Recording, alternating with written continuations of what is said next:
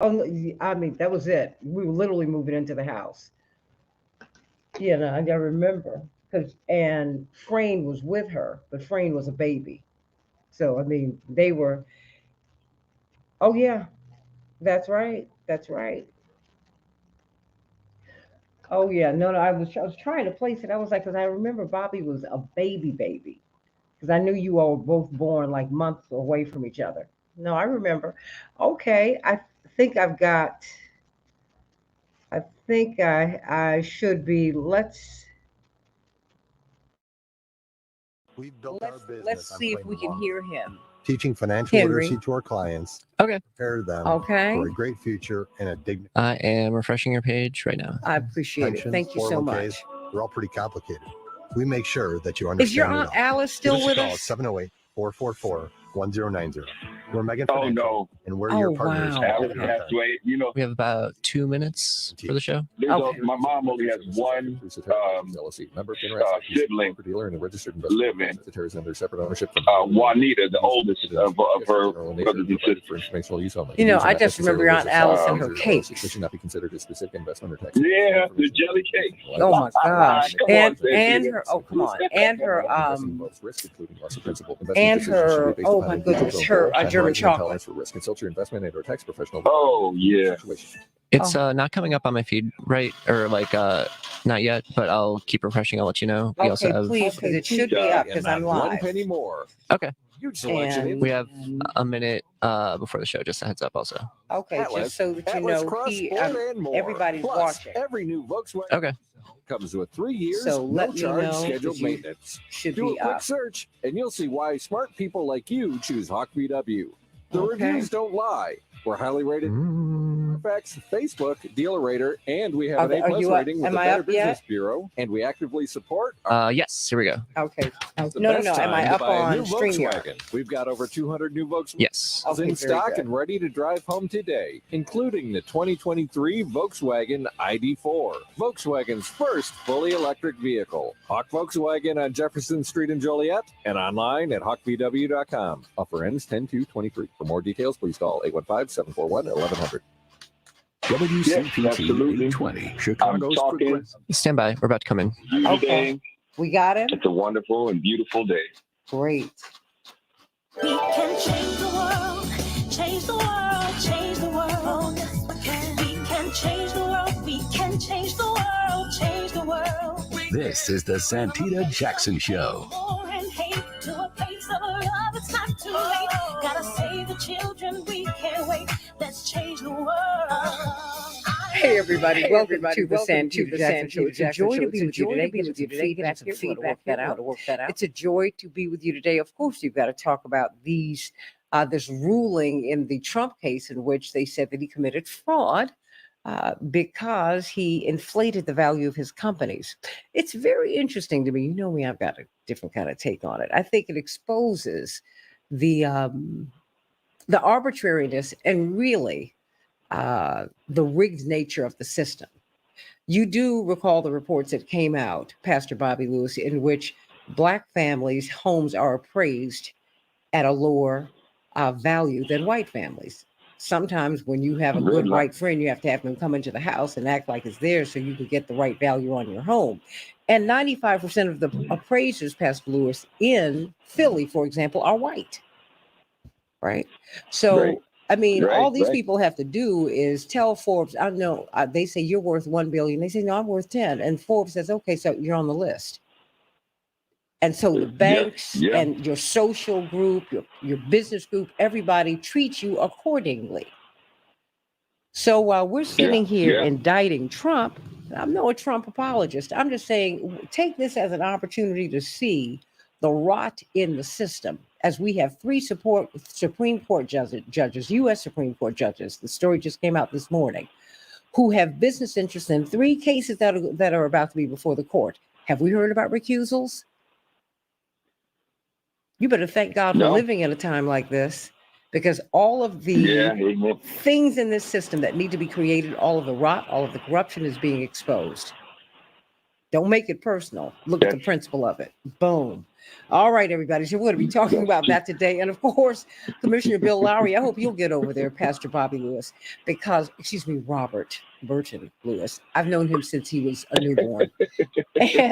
and the thing is, they from 5 to 8 at Apostolic Church of God, Dr. Byron Brazier. I'm thinking about his dad. I love them both dearly, and I love the Apostolic Church of God. That's one of my home churches.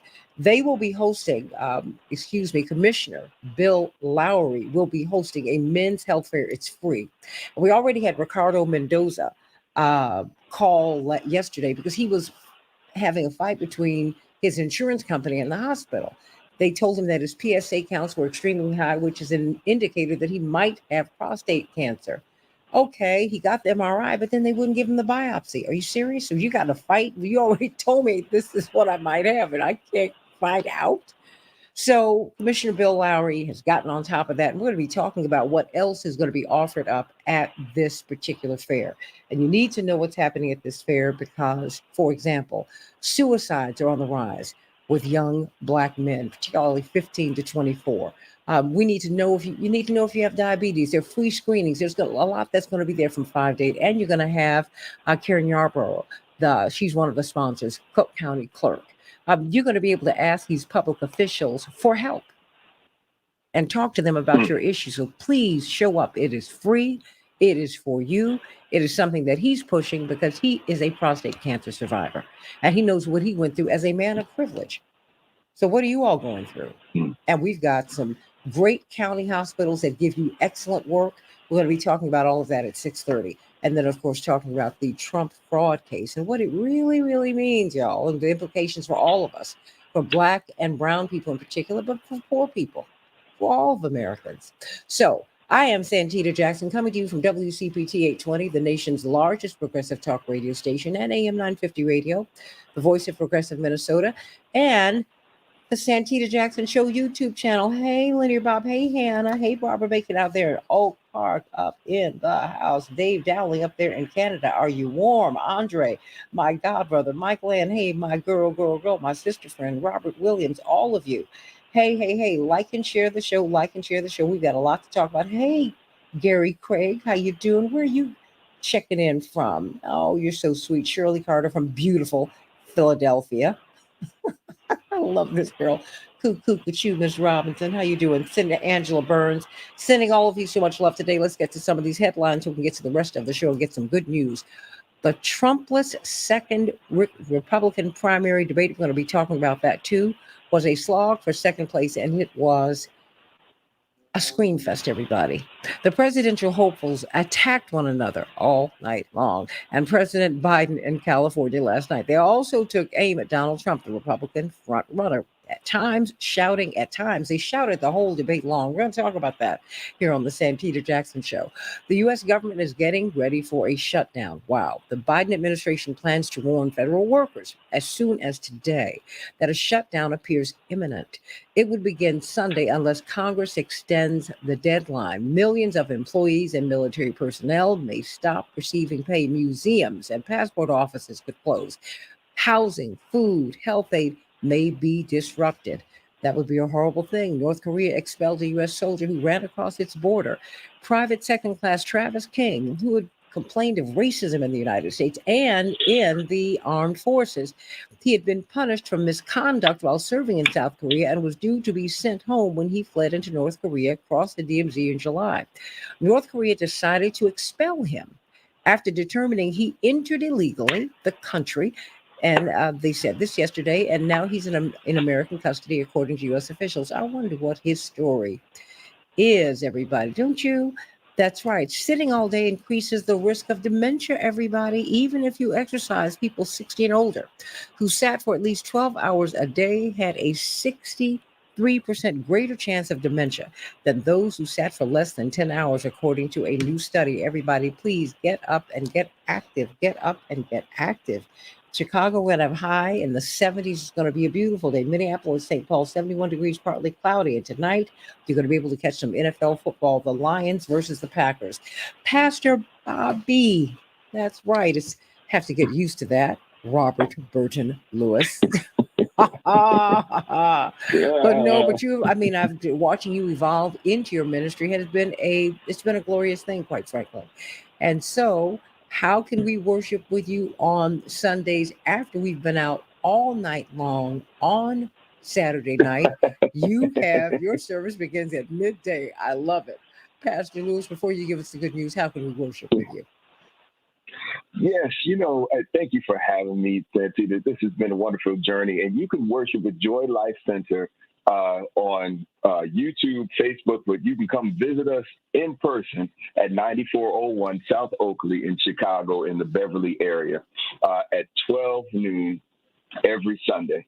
But if you're outside of this area, we have people in Hawaii, California, Houston, Texas, in Florida, joining us virtually on our YouTube channel, Joy Life Center, and on our Facebook page, Joy Life Center as well. So come on out. Or if you can't make it out, just in your kitchen, put up your tablet, pull up your TV, and worship with us at 12 noon on Sundays at Joy Life Center.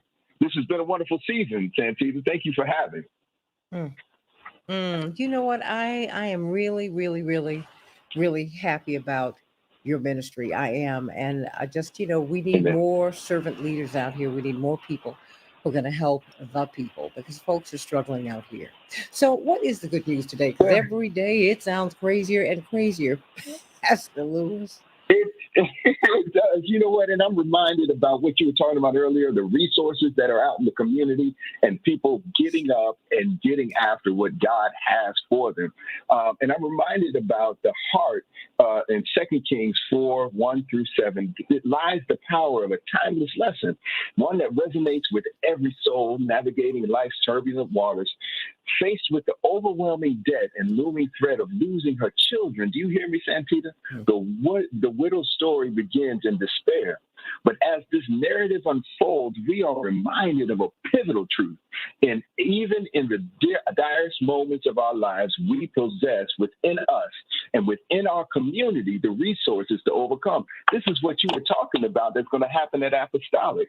The ability to get up and connect with the community to heal and to overcome our traumas.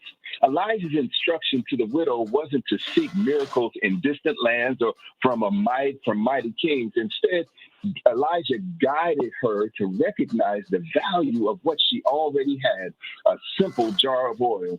And much like the widow, we often overlook the blessings and abilities we hold right in our own home, right in our own hearts, searching for external solutions to our internal battles. Yet time and time again, our faith teaches us that God has already equipped us with all we need to triumph. So, but there's another story, Santita. There's another element to this biblical tapestry, the indispensable role of community. By reaching out to her neighbors for vessels, the widow didn't just multiply her oil, she fortified the bonds of her community. Each vessel she filled symbolized a household, a family, a heart. In blessing others, she was blessed in abundance. Her miracle became a communal celebration. So as we reflect on our lives and as we reflect on this widow, let us remember, when fires of adversity rage, we need not stand alone or feel ill-equipped. God's grace has imbued us with strength, resilience, and a community that stands shoulder to shoulder with us. In unity, in faith, and in recognizing our God-given gifts, we can and we will and we shall overcome. So this time, I just want to encourage someone out there right now that you might not feel like you have the resources around you, but that's the time where you have to overcome and connect with your neighbor, connect with your community, connect with the Santita Jackson Show so that you can get the resources you need. Step outside of whatever that trauma is just for 1 second to grab hold of what's going on in your community. That community that you serve will lift you up. Amen. Amen and amen. God does not send us here lacking or ill-equipped. We look around. What did Dorothy find out in The Wizard of Oz? Everything she was looking for was already inside of herself. Yes. Come on now. The Scarecrow had it. That's the Tin Man had it. The lion had it. Everything Yeah, you need, you've already got. Wow. that's right. Thank you for That's right. that. Everything.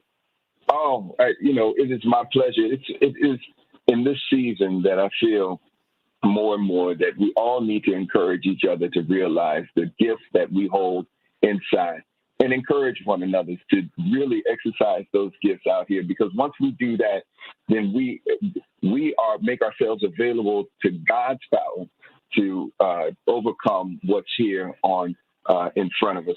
But we're also able to connect with each other. It's speaking truth to power, Santita. It's really speaking our truth to power. And Okay. God's given us that power to do it. I want to thank you for that. And he and I have something Yeah. cooking for the holidays. And so I want you all to stay tuned because you have inspired Yeah. me, my little baby brother, dear. And by you and Frame twisting my arm, and I was honored to share at this beautiful tribute to your father, to the legendary Ramsey Lewis. And Yeah. we need to do something annually because Chicago's a great place to be from, but to have one of the greats, Yeah. one of the giants of American music. And this is Yeah. what we created in the United States, and it's our gift to the world. To have him be from Chicago, you said we could have celebrated my father any place in the world, which is true. But you said no, we wanted to bring it back here. We need to do that every year. I'm just putting it out Yeah. there. Yeah. I wholeheartely agree, and I think that we are working through that together, Okay. Santita. When you said let's do something for the holidays, it reminded me of every year when we were growing up. We had a holiday celebration, and I don't know if you remember the Lee Phillips show. I remember that when they gather all, wait a minute, 5, 6, 7 kids. She was like, how many kids do you plan to have, Jerry? That was your mom, of course, of Mrs. Lewis. I never called her, of course, by her first name. Yeah. And so I'm reminded of that celebration, and it was dear to Dad's heart for us to celebrate in that season. And so we're on purpose, we're going to put something together that celebrates Dad, celebrates music, and celebrates the vibrant community of Chicago. Absolutely. I love it. I love it. I love it. And thank you, Lee Phillip, because boy, every Christmas you would have the Lewises gather around that Steinway at the house, and it was too wonderful. It was too wonderful. It was wonderful to see. It was like, oh, they're going to be on today. Yeah, great. So that means I can go on. I can go over to the house after the crew leaves. I think one time I was even there hiding not hiding, but off to the side with, Miss Connie, your beautiful housekeeper of so many years. Boy, she and your mother kept you all in tip top shape. I loved it. Yes, she did. Yes, she did. Yes, she did. Love you so much. Love you too. Absolutely. Love you. Love you. Love you. We got Dr. Shanina Knighton here with us today, and she's going to stay with us for a little while as we talk about this men's health fair at Apostolic Church of God. Black men, Pastor Lewis, and Dr. Knighton knows this better than anyone, registered nurse, and of course, infection preventionist, have the worst health outcomes of any group in the United States. Dr. Knighton, why is that? Are doctors not listening? I mean, what's up? I think it's a combination of both, meaning economically, we tend to think about our well-being when it comes to food, shelter, water, and security, and we prioritize that over health. And it's the craziest thing, Santita, because I'm going to describe this in terms of a car, right? So if somebody gave you, let's say, a bill and they said, or they gave you an estimate for your car, and they said, you know what, it's going to cost you $3,000 to fix this car. But you say to yourself, oh, I only have a budget of $500. So you're going to get the bare minimum fixed on that car. So if that requires you to get a wheel patch, if that requires you to only fix one brake instead of fixing all of the brakes, you're doing the bare minimum. And it is the unfortunate thing, but people treat their bodies like they treat their cars. And sometimes they treat their cars better than they treat their bodies in terms of making sure that they are maintenance, making sure that literally when they feel something wrong, the same way that you would hear something wrong with your car, if it starts to clink, clink, you get nervous and you think something is wrong. Well, unfortunately, we tend to ignore those symptoms with our body. So we'll convince ourselves that, oh, it's just a little small headache, it's nothing. But if something going on with that car, you're going to say, oh, I need to go get this checked out. This is a new sound. I haven't heard this before. So when we ask about the worst health outcomes, the problem is that we tend to ignore what we tend to not listen. The other thing is when you think about food, is one thing about living in food deserts, which are areas which may not have access to fresh produce. You may not have access to food at all besides processed food that may be in, let's say, a corner store. So nothing fresh that would be edible, that would be nutrient dense, which are the foods that don't necessarily come with a label. And so when you have that sort of environment where you do not have access to it, or you do not know how to prepare it in a manner for which it'll still taste good, unfortunately, we don't think about the unintended consequences of, let's say, high blood pressure that may come from eating too salted foods. We don't think about, let's say, diabetes because we're eating too much of the sugary foods. And so it's the unintended consequences of our actions.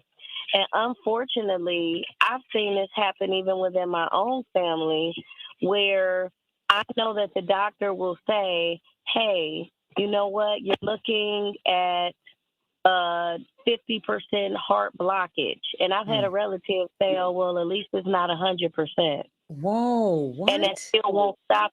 I mean, I'm being honest. And it still won't stop them from slowing down on the things that maybe the doctor has told them to stop. I get the saying of, hey, I'm going to ride this until the wheels fall off. Or, oh, well, this is just me. We all got to die some way. This is literally, unfortunately, the language that I hear over and over and over and over again. Not even just within my family, but I would hear this out of patients. You hear it everywhere. I had But patients. hold that thought till we get on the other side. Because, I think we need to speak to that. That's why we're going to have mental health professionals at this event. Because many of us are living in despair. They're talking about now whites are dying by deaths of despair. Well, there's a despair that black people and brown people and people who've been oppressed feel all the time.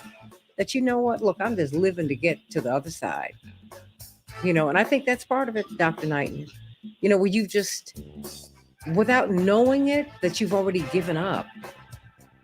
Because you're just tired, because your life has been devalued. It's something to think about. But you got to change that thinking, everybody. We are somebody. We are God's children, and we deserve the best.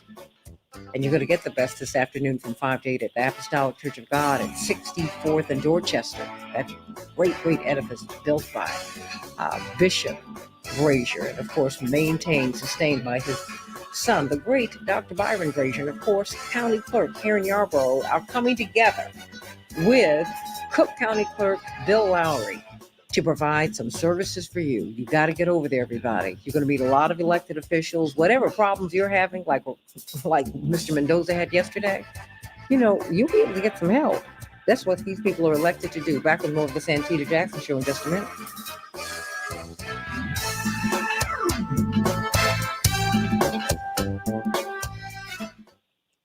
You're about to be bothered by my little putt.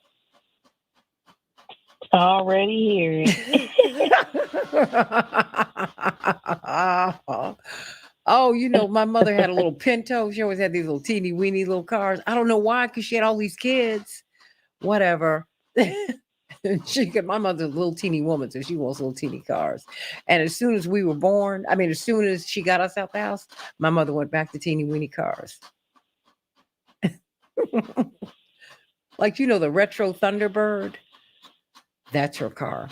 That smart car, that's her car. Every car she's got today is about as big as my hand.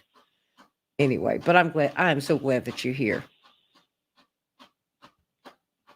Aw.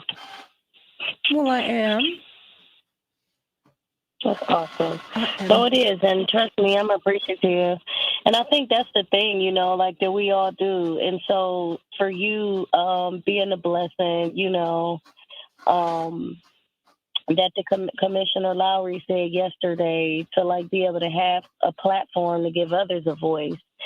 And then for me to be able to live, you know, do my work that I'm passionate about, but then be able to share it, you know, it's such a blessing. Well, you know, that's why you're here, you know, because I think that's the obligation, you know. Yes. Hi, Miss Jackson. We have Bill Lowry on the one. Oh, Commissioner Lowry. Yes, sorry. Okay. No worries. Commissioner Lowry, Hey, how are you? how are you? I'm so glad that you came back. And of course, Dr. Knighton is here. Hey. Hi, how you doing, Commissioner? I'm doing fine. So of course, we're going to go Good. over different aspects of what you're doing. But Okay. I just think that it's so important. We were just so impressed and so touched by you know, by what you're doing, really. 2 minutes. Well, my sister, it gives me also another chance to talk to you. Oh, bless your heart. You don't need We- the radio for that. We ready to go. Ready to Okay. go. I'm glad my brother's gonna be there. I'm gonna swing on through. And I know he is tired of me because I've been with him all weekend long at the talk. Oh yeah. Ooh. I was with him all weekend long. But my brothers I enjoy. They're big fun. They were the guys who I actually went out with when I was in school. You know, because my mother was not long on my parents were not long on letting girls go out. I remember whatever you all think that is, my parents were just very protective. And I remember I was a teenager, like 16, and you have permission to date and all of that. I didn't really do any of that. And we were out of town. We were in Cleveland, Dr. Knighton. And I was going to go to a little kiddie dance club in Cleveland, right? And it was like 7:00. I'm getting ready, getting my hair done. I'm excited. My father looked at me, smiled, baby, look beautiful. And he walked into their bedroom. And I just heard him say, Jackie, what's going on? I love it. Jackie, my father was talking real fast. He does not talk fast. He was like, what's going on? That's priceless. Where's this baby going? That's so she's going with them. I don't know if I like that. 30 seconds. That's what we do. That is what we do is dance with our daughter. No, my father was good for that. He was like, I don't know if I like that. Oh, look, my uncle sang. I got no, I had a chaperone kids. the night of my Say, like, prom. girl. Oh, okay. Y'all were crazy. Ain't letting nobody go anywhere. Shame on you. My father should. Stand by. I'm having you come out and talk about fathers and daughters one day. Oh, yes. I'm one of them. No, I know that. But you can tell. Beautiful family. This is the Santita Jackson Show. Gotta save the children, we can't wait. Let's change the world. Hey everybody, welcome back to the Santita Jackson Show, WCPT 820, the nation's largest progressive talk radio station. At the top of the hour, we will be talking about this fraud case with former President Trump. They said he inflated his wealth. Does this not give us an opportunity to look at the arbitrariness of this system and how rigged it is? Because if you're going to be on the Forbes list, essentially they're telling you, all they have to do is tell you how much they're worth and they put you on the list. But if I need to get my house assessed and appraised as a Black person, they are going to appraise my house at less than the value that it really is. Appraisers, right? The system is rigged, y'all. It really is. And you need to, instead of getting mad and focusing on one person, you need to look at a system that is this arbitrary. Of course, you inflate your wealth so that you can get in the magazine, and you're going to deflate your wealth so you pay fewer taxes. That's how the system is designed, Commissioner Lowry. Sorry. That's right. It is. He said it. He said, look, Elizabeth Warren on the left said, and she used to be a Republican. She said, look, the system is rigged, y'all. It is rigged, and it's rigged against you. He has said the same thing, and it is, and that's what we're seeing. 95% of the house appraisers, home appraisers in Philadelphia, Commissioner Bill Lowry. Here in Chicago, Cook County Commissioner Bill Lowry. 95% of the appraisers, Dr. Knight, are white. 95%. Right. No, that's right. Fact. They say it's not who vote who count, it's people who count the vote. That's what matters. That's right. That's right. Y'all need to. And you haven't even talked about when we go to the bank to get a loan. That's a whole other issue. What loan? It's all connected. He's letting you know these people at will are able to inflate their wealth and be considered very wealthy, whether they have the money or not. If I'm working hard every day, you send me through hoops, and you still won't give me a loan for my home. You still won't give me a loan so that I can make home improvements, so that I can keep my home up and keep my neighborhood at a desirable level of affordability and value. Think about that. That's right. No, that's right. That's right. This decision, we're seeing it play out. But I know you're seeing it play out. I mean, just very quickly before we start talking about this. This wonderful fair that you're going to have at the Apostolic Church of God. Hey, everybody, the Santita Jackson Show coming to you from WCPT 820, the nation's largest progressive talk radio station at AM 950 radio. My morning stars on the Santita Jackson Show YouTube channel. This has just got me hot. When I looked at it last night, I've got to tell you, I was really like, are you serious? So I'm supposed to be angry with him and not looking at a system that allows people to enter onto the Forbes list, and they're the wealthiest people. It may or may not be true what their worth is, but you're able to get loans from the banks. You're esteemed by your community. You're considered wealthy. And if you have money, you get more money. If you have no money, you get no money. What did you think about that, Commissioner Lowry? I mean, am I wrong here? No, you couldn't be more right. And, you look at systemic racism and you see it permeate in every aspect of our life. And it's been going on for decades and decades. And that's one reason why what you do is so valuable. And I always say when given a chance, I appreciate you so much because you're speaking truth, and you're speaking truth on behalf of our community. Well, I'm thank you so much. But I mean, I just see this stuff. If the Lord's going to give me this mic, this is what we're going to do, which is why you're here today. Because I have to tell you, I was so touched by Mr. Mendoza, who called you. I mean, who just started, who just said, hey, you know what? My PSAs, because he was listening to your testimony, he said, my PSAs, they said were very high. Okay, so he's being conscientious. And he said, okay, well, let me follow up. And he got the MRI because I misunderstood the initial message.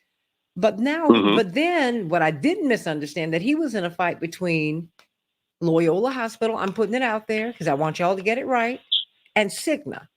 That's right, his insurers, so that he can get a biopsy. Right. They already told him you might have cancer here.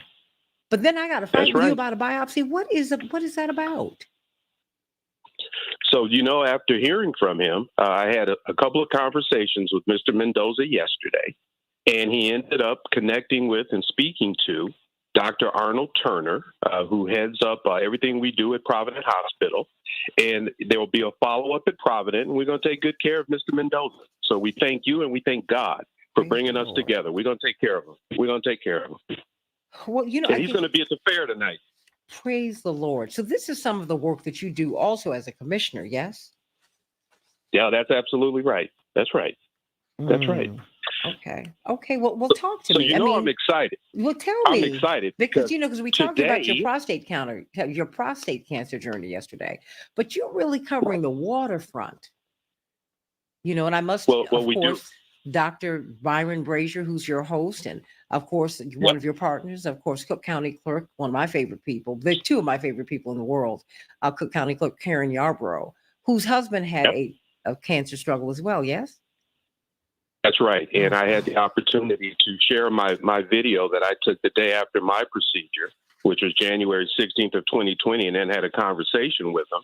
And I, along with other brothers who had already traveled the road, I think we brought a level of not only knowledge to him, but comfort. And he's doing great. But Karen Clerk Yarborough is my sister, and she's been with me all 3 years that I've had my annual Men's Health Fair. And as you said earlier, we're ready to go tonight. It's going to be from 5 p.m. to 8 p.m. at Apostolic Church of God. I've been partnering with my brother, Dr. Byron Brazier. Apostolic Church of God is at 6320 South Dorchester.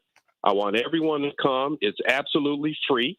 We're going to have 45 different community organizations there, and all the organizations will be giving great knowledge, whether it's about health or about opportunities. So in addition to having oral health resources shared by my better half, Dr. Cheryl Watson Lowry, your high school buddy. That's right. We're going to have we're going to have fitness training sessions. We're going to have a property after death forum, blood pressure testing, overall health screenings, chiropractic services.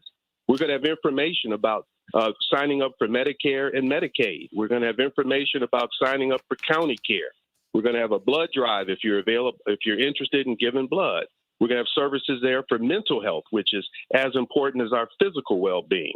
We're going to have information about COVID. We're going to have a furniture giveaway. That will be through my brothers from Black Men United and Pastor John Harrell. And we're going to, of course, talk about prostate cancer because September is Prostate Cancer Awareness Month. And as a survivor, I will continue to talk and spread the word about prostate cancer and prevention and awareness. And I always say this, I think the most important thing I can share is that no man should die from prostate cancer. No man should die from prostate cancer. But in order for you to live that message, you got to do some things. You got to do 4 things. And the first thing is you got to get an annual physical. And I always suggest that brothers use their birthday month as their reminder. And that is, in fact, what I did in October of 2019 when I had my physical exam. And then during that exam, you're going to have blood taken. And one of the tests that will be run on your blood is the PSA. That's the prostate-specific antigen test. And you want a prostate level at 4 or below. If it's above 4, doesn't mean you have prostate cancer necessarily, but it means you got to peel the onion and see what's going on inside of your body. And then after or during your evaluation, you also have to allow your doctor to do the digital exam. I've heard brothers say, I don't want to go and have an exam because I don't want the digital exam. Well, it's 2 to 3 seconds, and it allows your physician to feel and determine how your prostate feels. And on that examination, your prostate should feel like a sponge if it's healthy. It should not feel like a walnut. If it feels like a walnut, that's another indication that something's going on with your prostate. And then after your exam and the taking of your blood and your determination of your PSA, if there's some concern raised, then you got to deal with it. And deal with it may mean undergoing a pelvic MRI to determine if there's inflammation in the prostate. And if you have inflammation, again, it may mean that it's cancerous, but it may mean that you have inflammation without it being cancerous. But you got to take that step. And then the step after that, and you mentioned it when we were talking about Brother Mendoza, you then, after the MRI, you get a biopsy where there's samples taken from your prostate. And that's how it's determined if you actually have prostate cancer or not. If it's determined you do, you will be given options. One option will be surveillance, where your doctor just keeps an eye on the spread of the prostate cancer. Prostate cancer is a very slow-growing cancer, so you can do surveillance in situations. The other option will be radiation, where literally they just try to shrink the cancer cells through radiation. And then finally, the option would be removal. And that's the option I chose when I was diagnosed with prostate cancer in October of 2019.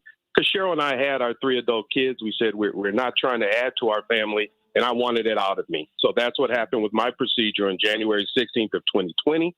As I shared yesterday, and I just want to share because I think it's so important, I had what's called the robotic method, and it's also called sometimes the Da Vinci method, but it's where a computer actually does all the work with your physician guiding the computer from across the room. And that's how my prostate was removed. And since men have started having a robotic method, the recovery is a lot shorter. It's a lot less painful. And it really is, if you're going to have it removed, I recommend that you go the robotic method. They took me, Santita, into the operating room. They started putting me to sleep. And they said, look over there to your left. And I saw this big white the big white robot.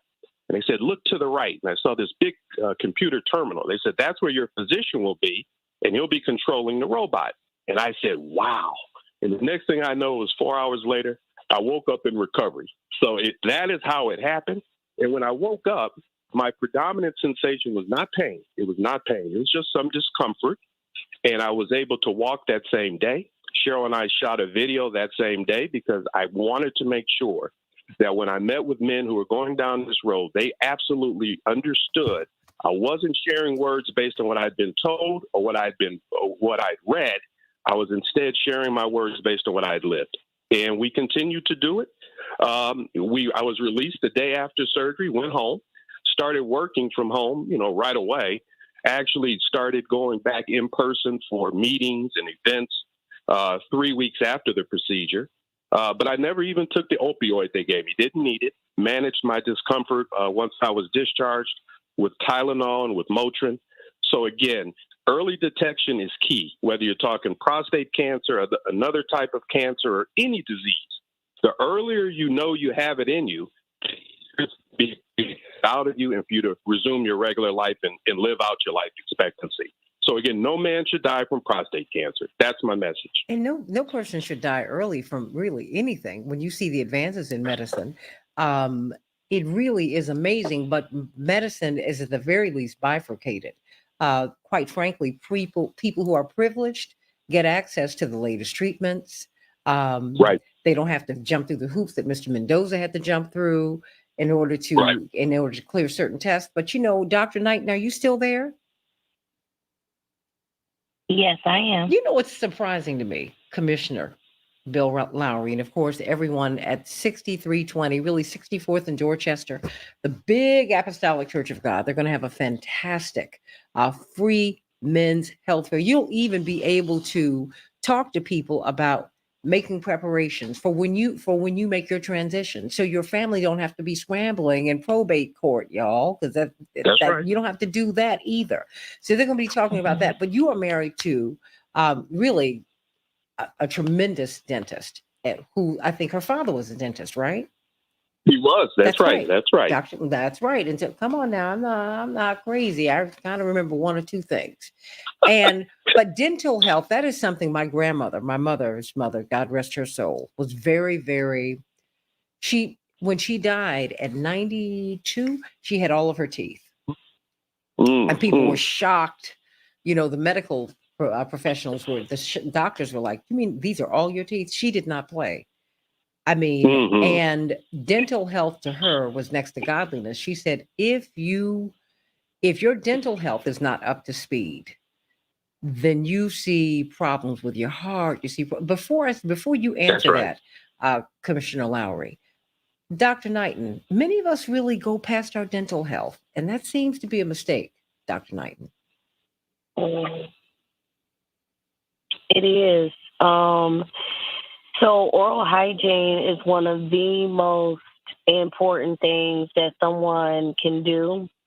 We don't realize it, but when our mouth has the ability to trap bacteria, trap fungus, viruses, like many harmful germs, those germs can then cause roots of infection, within our teeth. And that bacteria or that fungus then travels to other areas of our body. So there are literally individuals that, because they may have started out with some sort of infection in their mouth, have ended up with, let's say, a brain infection. They've ended up with a lung infection. And so what we don't recognize is that, let's say, how when someone drinks water or they cough and it goes down the wrong pipe, when they say that it goes down the wrong pipe, it's going directly into your lungs. And so when you then have that bacteria that's trapped in your lungs and you hear about pneumonia, some people may have bacteria-induced pneumonia. And when they go inside of, let's say, a healthcare facility and someone is in the ICU or they're very sick and they're like, I got pneumonia in the hospital, a lot of the times it has to do with bad oral care. And so I always tell individuals that if you have a loved one that's in the hospital and they're unable to care for themselves, one of the most important things that you can do for them or make sure it's done is that they are receiving adequate mouth care, because that is a big issue.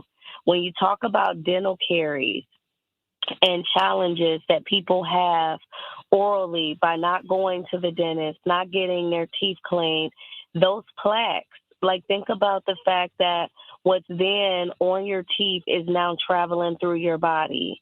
all of those things are now going down to your digestive tract. And so we have to be mindful of not only what are we putting in our bodies, but when we're not appropriately practicing oral hygiene, when we don't have proper materials, which again goes into the conversation I talk about when it comes to hygiene poverty, and that's the inability to be able to afford, let's say, adequate toothpaste. That's the inability to be able to afford the switching out of toothbrushes and making sure that you are getting a new toothbrush, especially after you, let's say, have contracted strep throat or some bad cold, or something that was bacteria induced, where it may require you to change your toothbrushes just to make sure that you're safe. And however, a lot of people may not necessarily have resources to be able to do that. So as you mentioned, it is a big deal, but we also understand as well, similarly to a lot of the other diseases that we talk about, it does disproportionately impact people that are at a lower socioeconomic status, that cannot afford materials, cannot afford to go to the dentist, to be able to get their teeth maintenance as well, to be able to get those deep cleanings that you otherwise might not be able to do because we don't have proper equipment as well as knowledge at home. Commissioner Lowry, I mean, I was struck by the fact, I mean, as you're looking at mental health and as you're looking at suicide, as you're looking at planning for, we're all going to die, and really trying to put getting your affairs in order. I mean, you have that aspect, but I was struck. I mean, beyond the fact that you're married to a dentist, I've known her for decades, but I was struck by the fact that you put that in the fair as well. I mean, did your wife, Yeah, did she help you with that? I mean, did you have as great an understanding of dental health and its tie between our overall health as you do? I've been blessed not only to spend 33 years as Dr. Watson Lowry's husband, but she's also my dentist. And to Dr. Knighton's point, she's pointed out that the mouth is a window to your overall health. And as an example, through an oral exam, she can determine if someone is having issues with high cholesterol or high blood pressure or even cancer. And often during that oral health check, she'll note that there is what's called a pregnancy tumor. And this is a tumor that is going to be short-lived. It'll go away once, the pregnancy proceeds. But that's often how a dentist can determine if a patient is pregnant. And from time to time, they recognize that before the individual knows they're pregnant. So that's just an example of how important that examination is by your dentist. The other thing, Santita, you may remember this, but when I started serving as a public official, when I go to events, I give out my Bill Lowry toothbrushes. So literally on the toothbrushes, it says Commissioner Bill Lowry, 3rd District. And that was absolutely because of the great influence and impact that my wife has and her profession has on what I do. So that's why I give out my toothbrushes. Well, no, but I appreciate that because I mean, it's the little things that that have me most impressed. What else will people have access to at this free men's health fair tonight? Well, we're going to have physicians there. So I'll be joined by Dr. Dylan Bannis, who is the chief officer at Insight Hospital and Medical Center, as well as the chief of staff there, who is Dr. Naveed Malik. They will be there, and they'll actually be engaging in a Q&A with all of the attendees. So we'll have physicians there. So it's not just going to be information available talking about different health-related services which are provided, but we're going to give all the attendees an opportunity to have their specific questions answered. The other thing, I've got 8 hospitals in my district, the 3rd District. One of the other really, I think, important initiatives that I have is a drive so that members of our community can get a personal or primary care physician if they don't have one. So we're going to talk about how you go about getting your own primary care physician. For us, and for too long, the emergency room has been our primary care physician. But if you're talking about early detection and you're talking about preventative health care, you need to have your own physician. I've talked about the 4 steps that lead you to beat prostate cancer. Well, it starts with your annual physical. Well, often brothers and sisters don't have that physician that they can call up to set up that annual physical. So they say, how can I have an annual physical if I don't know who to call? We're going to help with that. We're going to help by providing the names of individuals who can serve as their PCPs. Well, what about for those of us? I only have a couple of minutes left. For those people who don't have private insurance, is it still possible through the county system to have a primary care physician? It is, and that's one reason why I noted earlier that we're going to have information relative to signing up for Medicaid and Medicare coverage as well as county care. But that aside, we lead the entire state in what's called charity care, and that simply means if you have a patient who presents and they need some type of care and they do not have any type of insurance, we don't turn you away. Everyone will be seen. And that's another very important message, whether you're going to Stroger Hospital, Provident Hospital. If you don't have insurance, you still come and see us, and we'll make sure you get the health care that you deserve. Health care is a right, and we understand that. From 5 to 8 p.m. at the Apostolic Church of God. Cook County Clerk Karen Yarborough, Dr.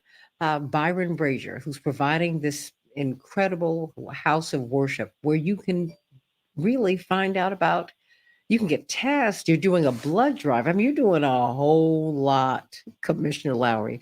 The last, less than a minute belongs to you. Getting out today, what do you want to do? I want to make sure that our entire community, they know about the fair. I want you to come out, but I want you to also know if you can't come to the fair, you can still get the information at any time that I'm going to have at the fair by going to CommissionerLowry.com. That's CommissionerLowry.com. I'll get you whatever information you need. Sending you so much love today. Dr. Knighton, thank you. And you know what, Commissioner Lowry, we need to get Dr. Knighton into Chicago. We need to get her in here. We're going to do it. She needs to be lecturing. She needs to be talking.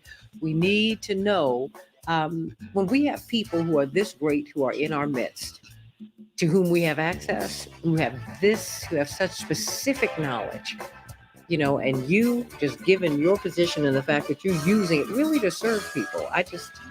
I honor that. So you have a home here on the Santita Jackson Show. Whenever you need anything, whenever you want to get the word out, whenever you want to talk about something, my brother, come on here and let's talk about it. I'll be back soon. Absolutely. I'll be back soon. I want to co-host with you one time in the studio. When?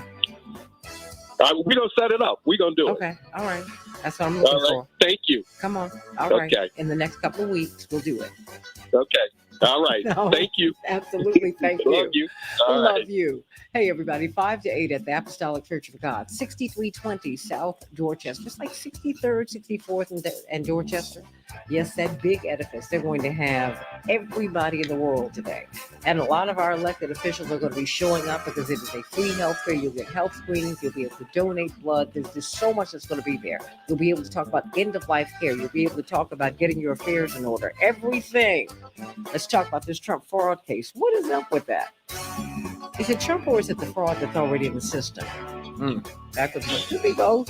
But it really is a lot of fraud in the system. We're all being jammed here, everybody. Back with more of the Santita Jackson Show in just a minute.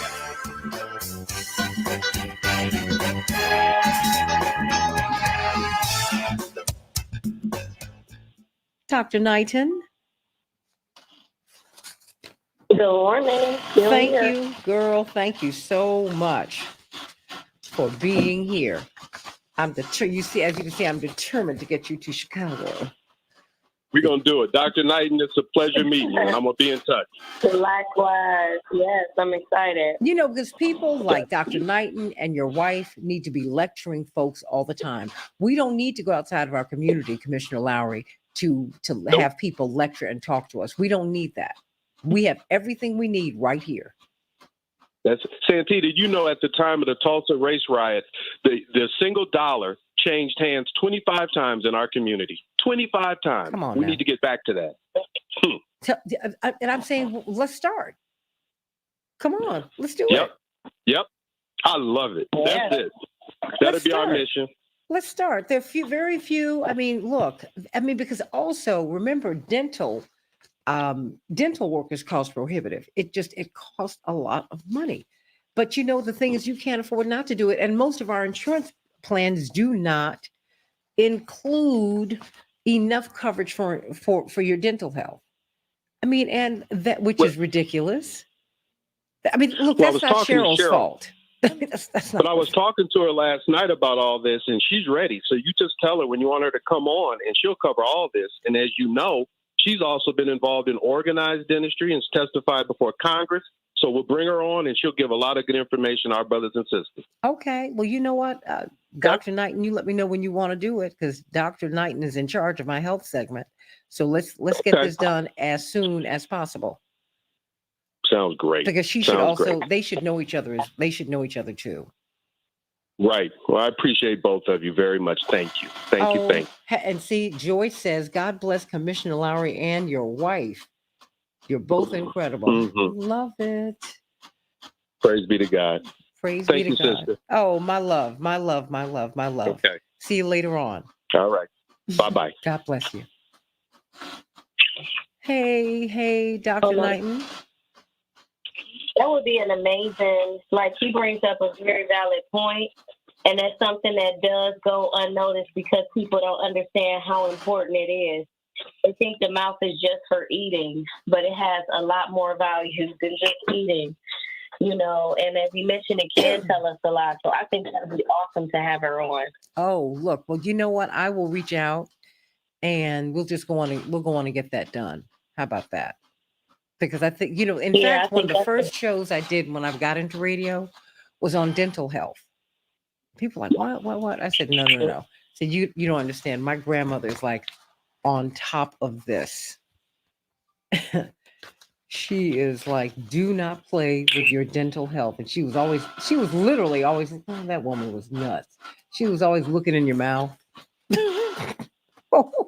And I'll be honest, I can't stand nothing with teeth, Santita, but I know how important it is. You know how people had a thing when they go to, you know, see a professional or a provider? Mm-hmm. Mine's is teeth. Yeah, well, mine's has always been teeth. Just one of them things. I don't like with the cleaning and the scratching and all of that other stuff. So I get it, but it's like I got to sit there and get it done, even if I don't like it, because I know what it needs to do. Absolutely. I mean, I just, you know, look, I know, you know, I've had a lot of exposure, been really blessed. And I just think that, you know, that's why I just continue to do this health segment, period. Because I think it's so important for us to do. I think it's extremely important for us to make sure. Hi, Ms. Jackson. Yes. We have on Dwight McKee, Attorney Fancher, Dr. Gibbs, Dr. Malvo, and Dr. Geary. When it comes down to diet, okay, send me that text, okay? Okay, I'm sorry. I'm talking to you and doing more than one thing at one time. But keep on talking. Keep on talking. Look, I'm only laughing. Look, when ain't you doing more than one thing at a time? I think when you sleep, you thinking. Yes. Yes. You can say, but say hello to Dr. Malvo and Dwight McKee. I know you want to say something. Dwight McKee's going to say something that's going to make everybody run out of here and holler.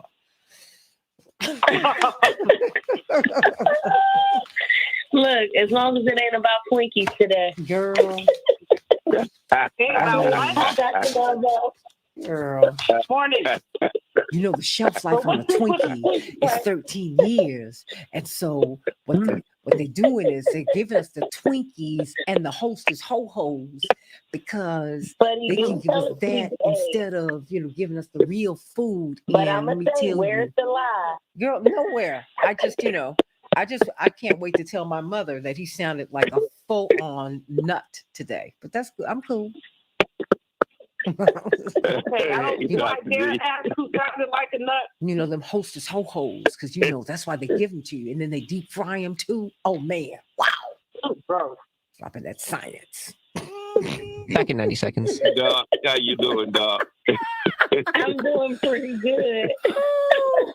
He's dropping that science, How girl. are you? Dropping that science. I can't wait. I learned it from you. That's science. Yeah, that's it. You Nut.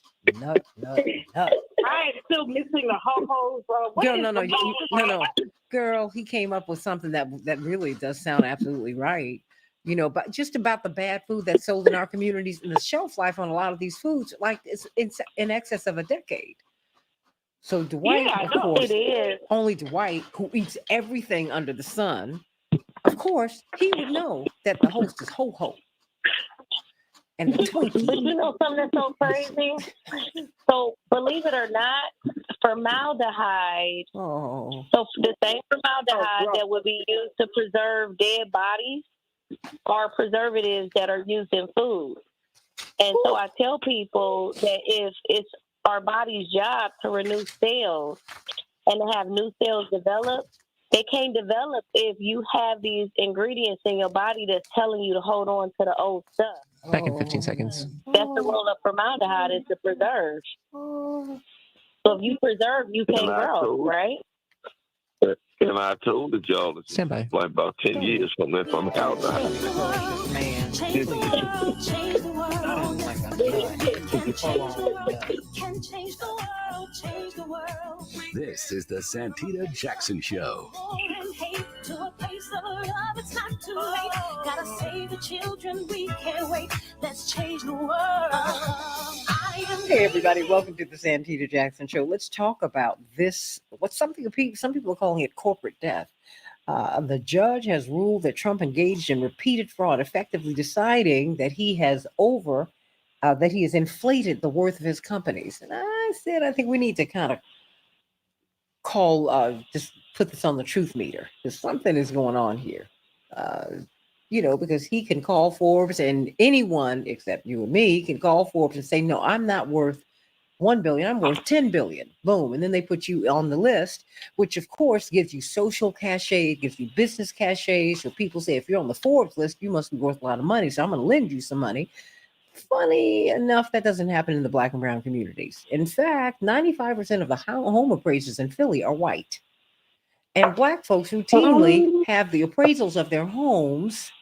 They're appraised at less value because they are owned by Black people. So, when you're coming into a Black home, they have to have white pictures, white families, all this stuff. So, I want to connect what happened with him yesterday to what happens to you, me, every single day. And let's look at the arbitrariness and the rigged nature of this system. And let's deal with that. I'm Santita Jackson, coming to you from WCPT 820, the nation's largest progressive talk radio station. 773-763-WCPT, 773-763-WCPT, and AM 950 Radio, the voice of progressive Minnesota. It is a joy to be with you today. I want you to meet my morning stars on the Santita Jackson Show YouTube channel. Hey, Tilly Hunter, you said, can you share any information on Botox? Unfortunately, Black don't crack. It creases, but mine ain't cracked yet. So I can't help you with Botox. But I will get somebody on here to help you with it. Because let me tell you something, I'm straight up. If I use Botox or any kind of fillers, I would let you know. But I just don't need it. Not yet. But when I do need it, I will be as plump as a hot dog. Trust and believe.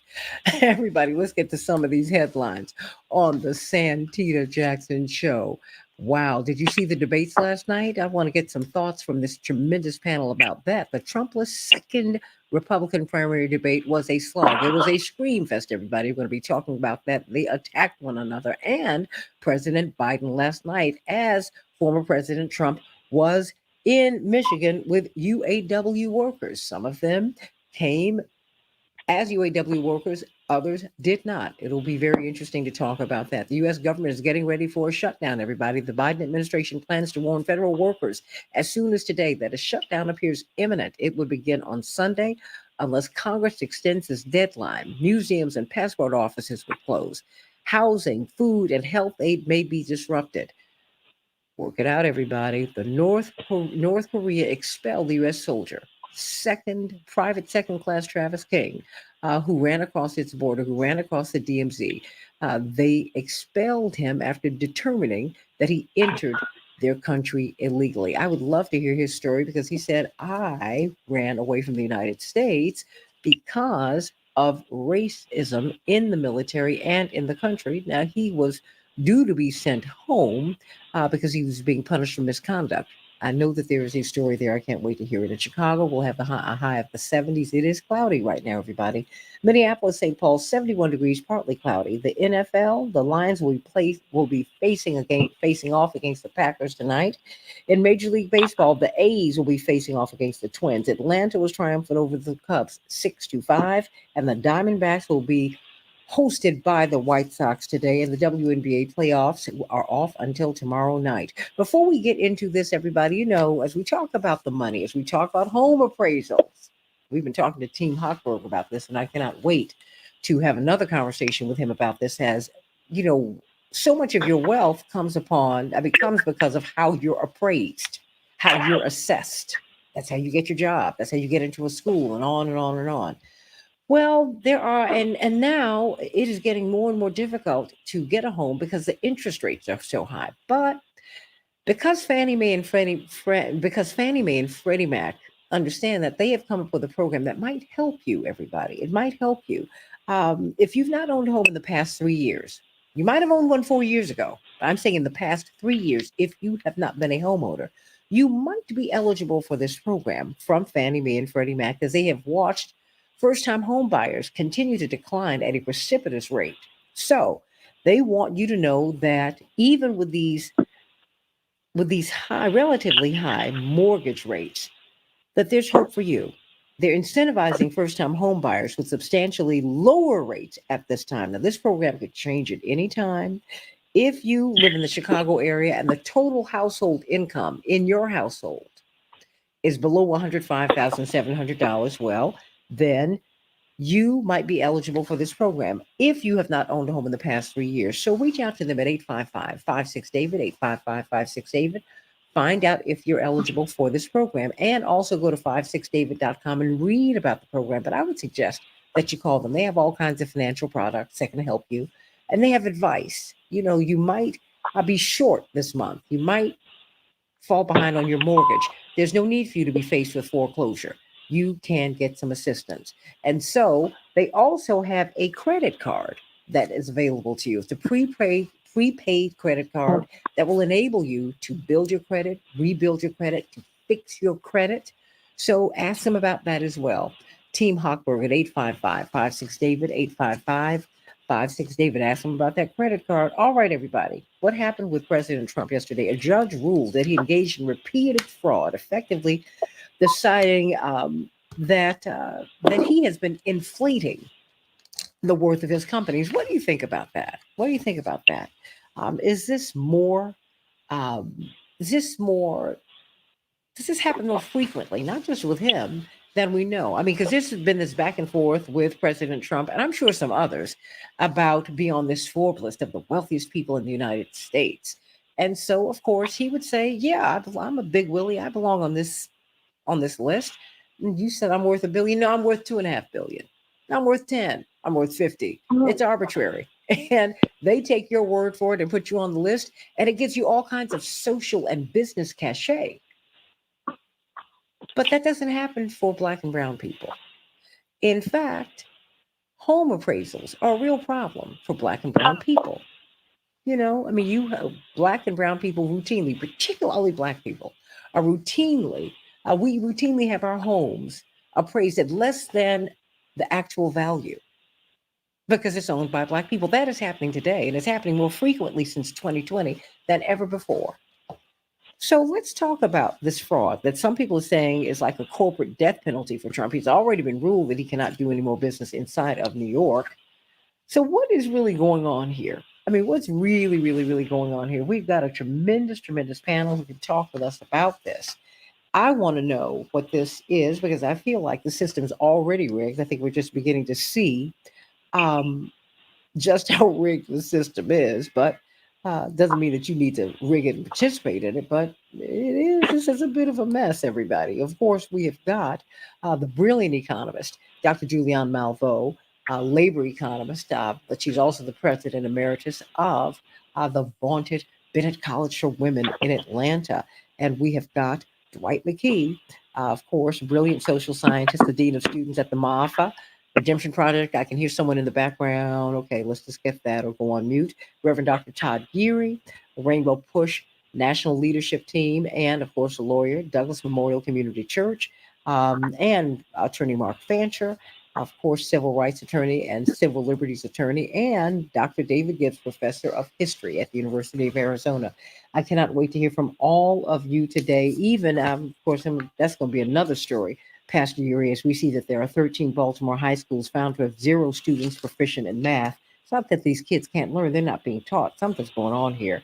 The Supreme Court could trigger hundreds of billions in corporate tax cuts with the stroke of a pen. All this stuff is letting you know that a lot of this stuff just happens. And 3 Supreme Court justices have personal investments in companies, Dr. Malvo, that could reap billions in upcoming rulings. I'm not hearing them trying to recuse themselves. What do you make of what happened with former President Trump yesterday? Oh, good morning, everybody, first of all. It's really quite amusing that he increased the size of his apartment by 20,000 square feet. Appraisals are very subjective. Apparently, he didn't get his stuff appraised, but appraisals are very subjective, which is why we have so many Black households or homes undervalued. The people next door to me got a valuation of their home that was almost $500,000 more than mine.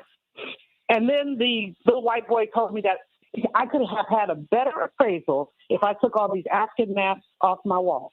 And I do have quite a few on my walls, but that has nothing to do with anything. It has nothing to do with the value of the home. The walls are still there. So you basically do see this bias. What Mr. Trump did in his and Tish James deserves a medal for going after him because not many would. And she got a lot of criticism when she did. But she said that it was fraud, and it is fraud. If you're worth more, you get a better interest rate, Santita. You get all kinds of perks and goodies, and I don't necessarily care about the social goodies, but that all comes with it, Dr. Malvo. It does, because if people, yes, it does. Because there's a social aspect of this, because these people are all friends. They're friends with their bankers, et cetera, et cetera, et cetera. This is a very closed society. That's my point in saying that. Oh, yeah. Well, the thing that it's clear. He not only overvalued his property, he also, and she did meticulous research. So this isn't just a sister with an axe to grind. This is someone who said he basically defrauded. And he's been a fraudster his whole life. So he defrauded companies, and he has overvalued his property. And overvaluing his property, he got benefits. So she's saying that this means he's irresponsible and should not have control of these companies that he's overvalued. But she's done what a good DA would do. She's gone after him. And the judge agreed with her. The judge, I read a little bit of the opinion. It's hilarious. I mean, he's like, well, people can make mistakes within 10 to 20%, but 200%, I don't think so. I mean, so he paid a lot of attention. This was not a casual judge. What we have is the same thing we've had from the Trump family since Fred Trump started discriminating against Black folks in apartments in Queens. What we have is systemic fraud, consistent fraud, and the kind of fraud that essentially allows Mr. Trump and his children to reap millions of dollars in benefits. And so now he's being fined, and basically they removed him. They've removed him from control of his companies. He can appeal, but meanwhile, in the short run, there are major consequences here. Dwight McKee, what are your thoughts? Well, the most powerful power you can have, the power that one can have, is a power to appraise. That is, to be able to impose value where none exists. The difference between a Picasso and an Ernie Barnes is somebody's opinion. Ernie Barnes may be worth $10,000. Picasso may be worth $10 million.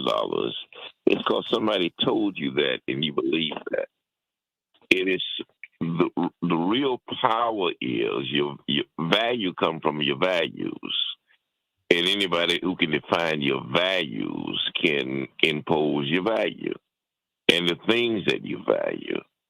And so the way the economy works is you have a few people who have the power to appraise and then negotiate off of those appraisals. The same people that and it's not really arbitrary. Seems arbitrary. It's not. The same people that control the minerals control the media. And so they look at the minerals that they control and say, we control diamonds, we control pearls, we are in control of chromium, whatever it is. And then they put a value on that. The difference between a pearl and a diamond is who tells you and what you believe. And so that's why Jesus said that when he looked at a coin, he said, whose face is on the coin? He says, Caesar. Say, okay, now you have to figure out where your values run. Give the Caesar what's his, give the God what's his. And you figure out where your values are. The whole economy, Trump was not fraudulent. He was just in a position to be able to impose value and ball against those values and negotiate those values. Well, and then to deflate those values at his convenience.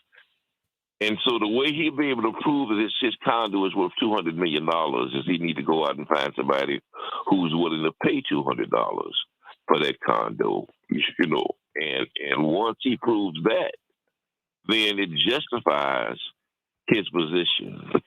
But it really grows from your values. Your self-dignity is proportional to what you would do for a Klondike bar. Let me do it again. Your self-dignity is proportional to what you would do for a Klondike bar. And that's how they manipulate us. They manipulate us because they well, hold on. Let him finish, and then you can come back in. Dwight? Okay. So they manipulate us by telling us what's valuable to us, and we wouldn't accept that. But it's all at one level is arbitrary, at another level is strategic. Dr. Malveaux, before I go to the rest of the panel. I want to disagree respectfully with Brother McKee because the Klondike bar is different from you pay whatever you want for the Klondike bar based on what you value it. But when you take a government document, when you take that and say, my condo is worth $200 million, it hasn't been appraised, it hasn't been valued, and therefore I'm putting this up as collateral because another $200 million, that's fraud. It's not who values what, how. Do you have an appraisal that says that he did not? He did not submit appraisal. He just said, this is what I think my stuff is worth based on a lie. This is how much square footage it is. So while all the philosophical that you laid out there is interesting and some correct, the man committed fraud, period. He never had the stuff appraised. It's not what somebody else thought it was worth. It's what he thought it was worth. And the bank relied on it because of who he is. No, that's not quite correct because the banks had to buy into it. You just can't walk. You just can't walk into a bank and say my house is worth $100,000. You have to bring an appraisal. Wait a minute. Hold on. One person at a time. You know how we do things here. So let him finish, and then you jump back in, Dr. Malveaux. It's all good. Dwight, what? You have to bring in an appraisal, a professional appraisal, who co-signs that, and then the bank has to buy into that, and they buy into that based on their interests. So the reason they're willing to commit to the fact that your house is worth $200 million is because it gives them more equity to be able to loan against that appraisal, because now the value of the bank is more, and now they can loan 10 to 1 against that false appraisal. It's the whole system is Trump said, is rigged that way, and so they don't just co-sign on something that they can't justify in the court because now they're part of the fraud. Okay. So they need somebody. Go ahead. All right. Because I'm going. I've got to get out of here in 90 seconds to a break. Dr. Malveaux, why don't you respond? He's right that the system is rigged, but he's not right that the bank always has an appraisal. Often it depends on who you are. There may have been an appraisal that says that on this block on Fifth Avenue, housing is valued at how many dollars per square feet. Then he says, well, my condo is 30,000 square feet when it's really 10. That's the basis of the fraud. The people who are very wealthy get a whole lot of breaks. They don't always have to have the same appraisals that you and I do. So again, I would say firmly, Mr. Trump committed fraud through a lot of coercion and collusion, but also through his own prevarication, which, as we all know, he's very good at. Well, you know what? And I tell you, I think ultimately that is my point, Dr. Gibbs and Reverend Dr. Urey and Attorney Mark Fancher. I mean, to me, you're seeing the fraud in the system. The fraud in the system, because they have allowed him to get away with a lot of things. They allow each other to get away with a lot of things. It's a closed, rigged system. Elizabeth Warren said it is. They're allowed to self-appraise, put themselves on lists. It gives you, yes, social cachet, which gives you business cachet. You got to be at a certain social level to get to certain galas and all of that. All of that matters. If you are dropped off the Forbes list, you get dropped off of some party list. It's all of that. And we need to talk about that today, because I think Trump is giving us an opportunity to see the rot in the system. I'm not an apologist. I'm simply saying there's rot in the system. The rot is in the system. You see it with Black and brown families who routinely cannot get the right appraisals for their homes because they're Black and they're brown. And this is especially true for Black people. So instead of focusing on him today, and looking at us, I mean, please, they can look at, if they're going to look at him, then look at the whole system, all of it. Because many of these jokers are not worth what they say they're worth, but they're allowed to get away with it all and get themselves on a list and get celebrated because they're on a list, and then you can't get a bank loan. Are you for real? I'm tired of looking at a person. I want us to look at the principle. Let's talk about it on the Santita Jackson Show. Call us at 773-763-9278. Follow us on YouTube, on the Santita Jackson Show YouTube channel. Back in just a minute.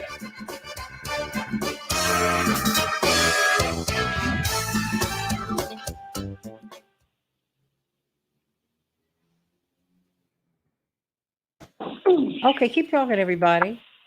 Dr. Gibbs, are you there? I sure am. Attorney Fancher? Yes, good morning. Reverend Dr. Urey? Good morning. Okay, I'll be coming to you in that order when we get back, okay? Well, you all can feel free to talk. We're on YouTube right now. I mean, so you tell me, I mean, what do you think? You don't have to spend your best stuff here before we get on the air. I just think that, we're seeing the rot in the system, quite frankly. Dr. Malvo, Dwight, and everybody. I just see so much rot here. It's just, I'm disgusted. No, there is a lot of rot, but there's some people exploit it better or differently than others do. I mean, I don't want Trump to be the focus of anything. I mean, I'm so sick of him, it's not even funny. And those fools last evening who couldn't have a civil debate. Well, it wasn't a debate; it was just a clown show. A race for the bottom. But it really was. Just replete with cheap shots. So many little cheap shots. Like the comment that Christy made about Biden sleeping with the union. I mean, that was just... Well, Donald Duck, I mean, come on. I mean, look, the thing is, every time, it was very interesting to me, every time Ramaswamy tried to talk about the corruption in Ukraine, Nikki Haley jumped all over him.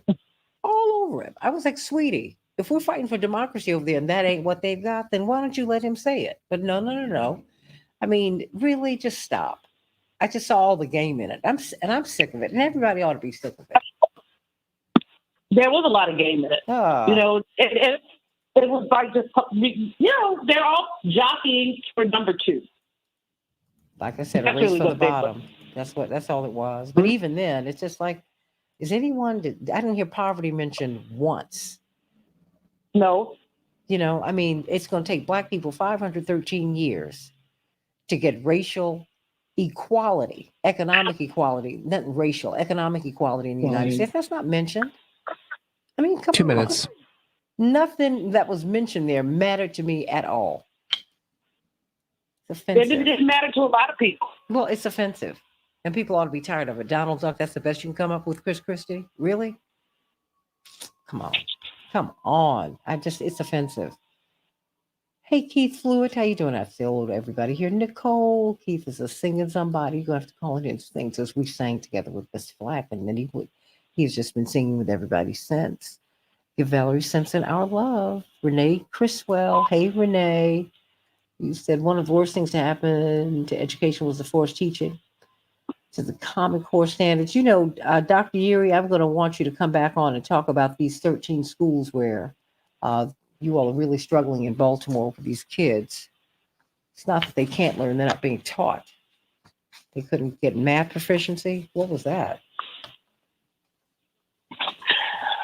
Well, yeah, there's a lot there, right? There's the top line, but then there's how do you measure proficiency? Mm-hmm. What's that standard? And then when you start talking about Common Core and what Common Core requires as the demonstration of proficiency is a lot different than what many of us have come to know as the process of demonstrating learning and knowledge. And so I think there are a few things there that inform how we arrive here. Back in 30. Just, what we see the numbers. I think on the front end, Common Core, there was a lot of suspicion that you were going to see just this. And for folks who push back against Common Core, I think you'll begin to hear them assert why Common Core is failing, because it's not really giving a true measure of what proficiency actually is. Well, when we talk, we're going to get right back to that. I'll reach out to you because for 13 Baltimore high schools to have 0 students proficient in math, stand by. As musical as people are, and music is nothing but math. Change the world, change the world. We can change the world. We can change the world, change the world. This is the Santita Jackson Show. War and hate to a place of love. It's not too late. Gotta save the children. We can't wait. Let's change the world. Hey, everybody. New York judge rules that Trump committed fraud in valuing assets. He inflated the value of his assets. They're saying that this fraud conviction is like a corporate death penalty for him. But does it stop with him? Did it start with him? What is going on here? I want you to call me. And thank you for reaching out to us. We were talking about the Commissioner Lowry's men's health fair today from 5 to 8 at Apostolic Church of God at 64th and Dorchester. But there's an AIDS run walk, Chicago, at Soldier Field on Sunday. And thank you so much for alerting me to that. It is on Sunday at Soldier Field, and it will benefit the AIDS Foundation. Everybody, please get involved and support that, as we certainly do need to wipe out the scourge of AIDS in our time, and we can do it. Let me go to you, Dr. Gibbs. What did you make of this conviction? Well, the conviction, I can't really comment on the legal technical side, because that's more out of my area of expertise. On the political side, it does look very political, in the sense that, you've had these 4 indictments, of course. Now you've had this as well. There's actually 2 impeachments. It does look very much like a political motive here, and motive does count. Let me add that I've always assumed, as many people have, that Trump was a deeply corrupt figure in his business practices, and it does not surprise me that there's been this judicial ruling. And again, I can't comment on the specifics, but the general point that Trump is a corrupt figure is completely unsurprising to me, as it is to most people. The issue is not only timing, it's timing plus, again, motive. It's Letitia James who brought the case, who's a Democratic attorney general. And, I credit her with having the guts to do it. It does take a lot of guts to bring a case like this. But one cannot rule out a political motive here, especially coming from, New York State and New York City. These are Democratic bastions. And, it looks like an effort to me, and I think it should look like an effort that's politically motivated. And the timing, again, is a little bit suspect, because he's highly likely to be the Republican nominee. All the polls clearly show that. He has a good chance of defeating Joseph Biden at the polls. I don't necessarily think that's a good thing. I certainly don't support him, but nevertheless, that's a fact of life. And So it looks like an effort by the Democrats, by a Democratic Attorney General, to try and drive one more nail into the coffin of his candidacy. I don't think it's going to be very effective, by the way, but nevertheless, I think that is the motive. And motive does count, and it does raise questions of legitimacy here. We often look at countries like Pakistan with a very dark view, and with good reason. Recently, they've imprisoned Imran Khan, a deposed former prime minister, in a clearly politicized prosecution. And nobody disputes, really, that's a politicized prosecution. It's seen as an undemocratic act, which it probably is. In Brazil, the current president, Lula da Silva, had been imprisoned by his political opponent several years previously. And again, that looked at like an abuse of the criminal justice system to achieve political objectives. Unfortunately, we're at risk of having the same thing happening here. And the fact that it's an unsavory personality, and in my view, he is an unsavory personality, doesn't change the fact that a politicization of the political justice system and an effort to use the political justice system as a means to prevent the public from voting for a particular candidate has an undemocratic ring to it and does raise real questions as to whether or not this is potentially an abuse of the criminal justice system and an abuse of prosecution. And again, I can't comment on the specific case here, but the fact that there have been so many multiple cases at such a critical point in time does raise a question of motive and does raise a question of the overarching legitimacy of the process being taken place here. And, one doesn't have to look at this through a partisan lens to see that there are real problems in using the criminal justice system against Trump at this point in time. Why don't you call us at 773-763-9278, Attorney Mark Fancher? Your thoughts about this?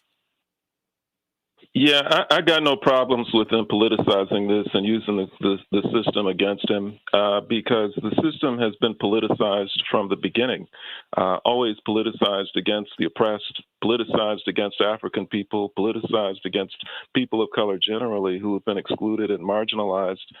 And, for this to happen does not concern me one bit because the system itself is corrupt from root to branch.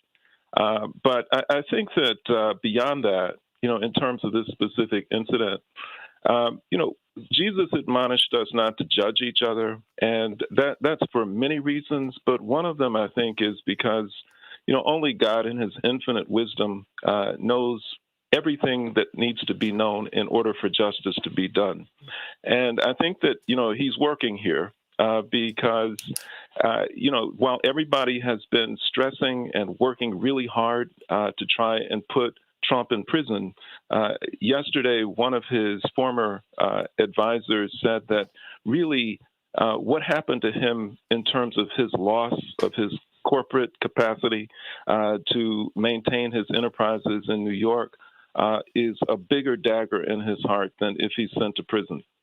Because of his personality, because of his narcissism, because of his insecurities that prevent him from being able to endure the idea of losing anything, all of those things. So it may be that for all of his crimes and all of the things that he's done, this might be one of the most appropriate things that can happen to him. And that's just with respect to him as an individual. But to the broader point about the system itself, there's so many contradictions within the capitalist system, within its legal system. And one of the worst of them is that while it talks rhetorically about the need for justice and fairness and equality and all of those kinds of things, the capitalist system it regards as virtuous such things as greed. It rewards exploitation and cheating and lying. That's on a practical level what's rewarded by this system. And it is used opportunistically to achieve the needs and the objectives of those who have power. So a passing reference was made in the past, earlier in the program, to the undervaluation of homes of Black people and others. In Detroit, a few years ago, there was just the opposite situation, and it illustrates well the opportunism that is present within the system.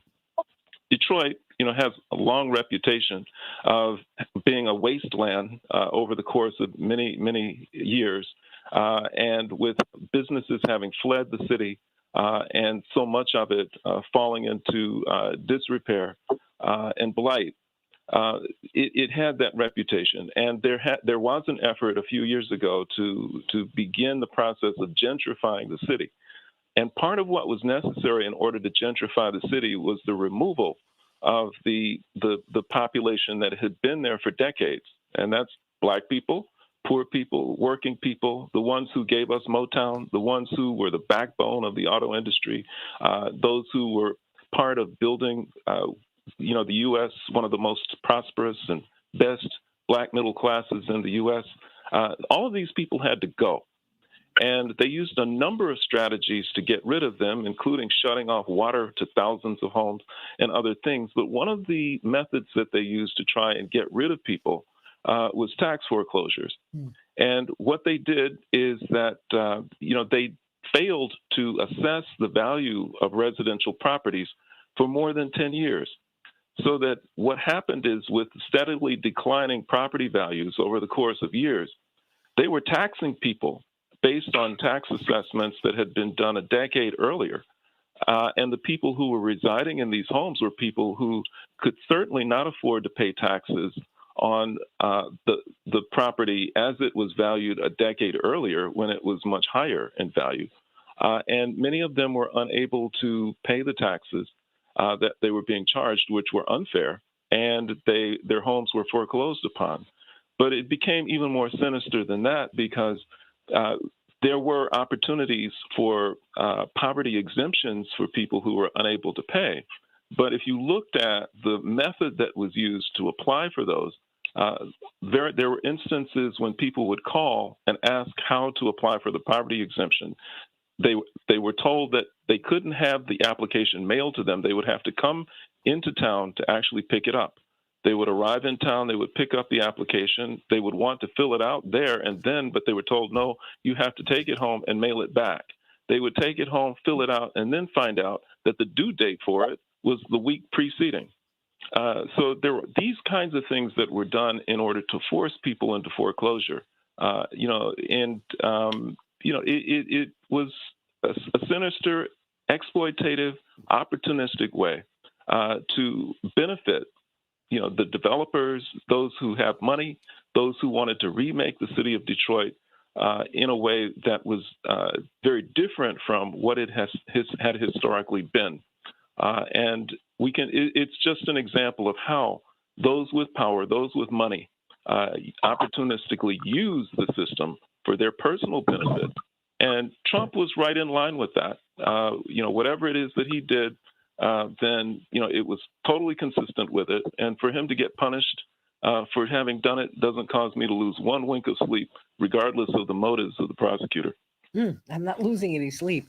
I just hope that we look at the whole system, Mark, because the system itself, it's not fair. to put it politely, it's just not fair. I can't get the proper appraisal for my home, and power is in the is in the eye of the appraiser. And most of us don't do the appraising. And Forbes does the appraising. So it changes. It's the game changer. Reverend Dr. Yeary, your thoughts?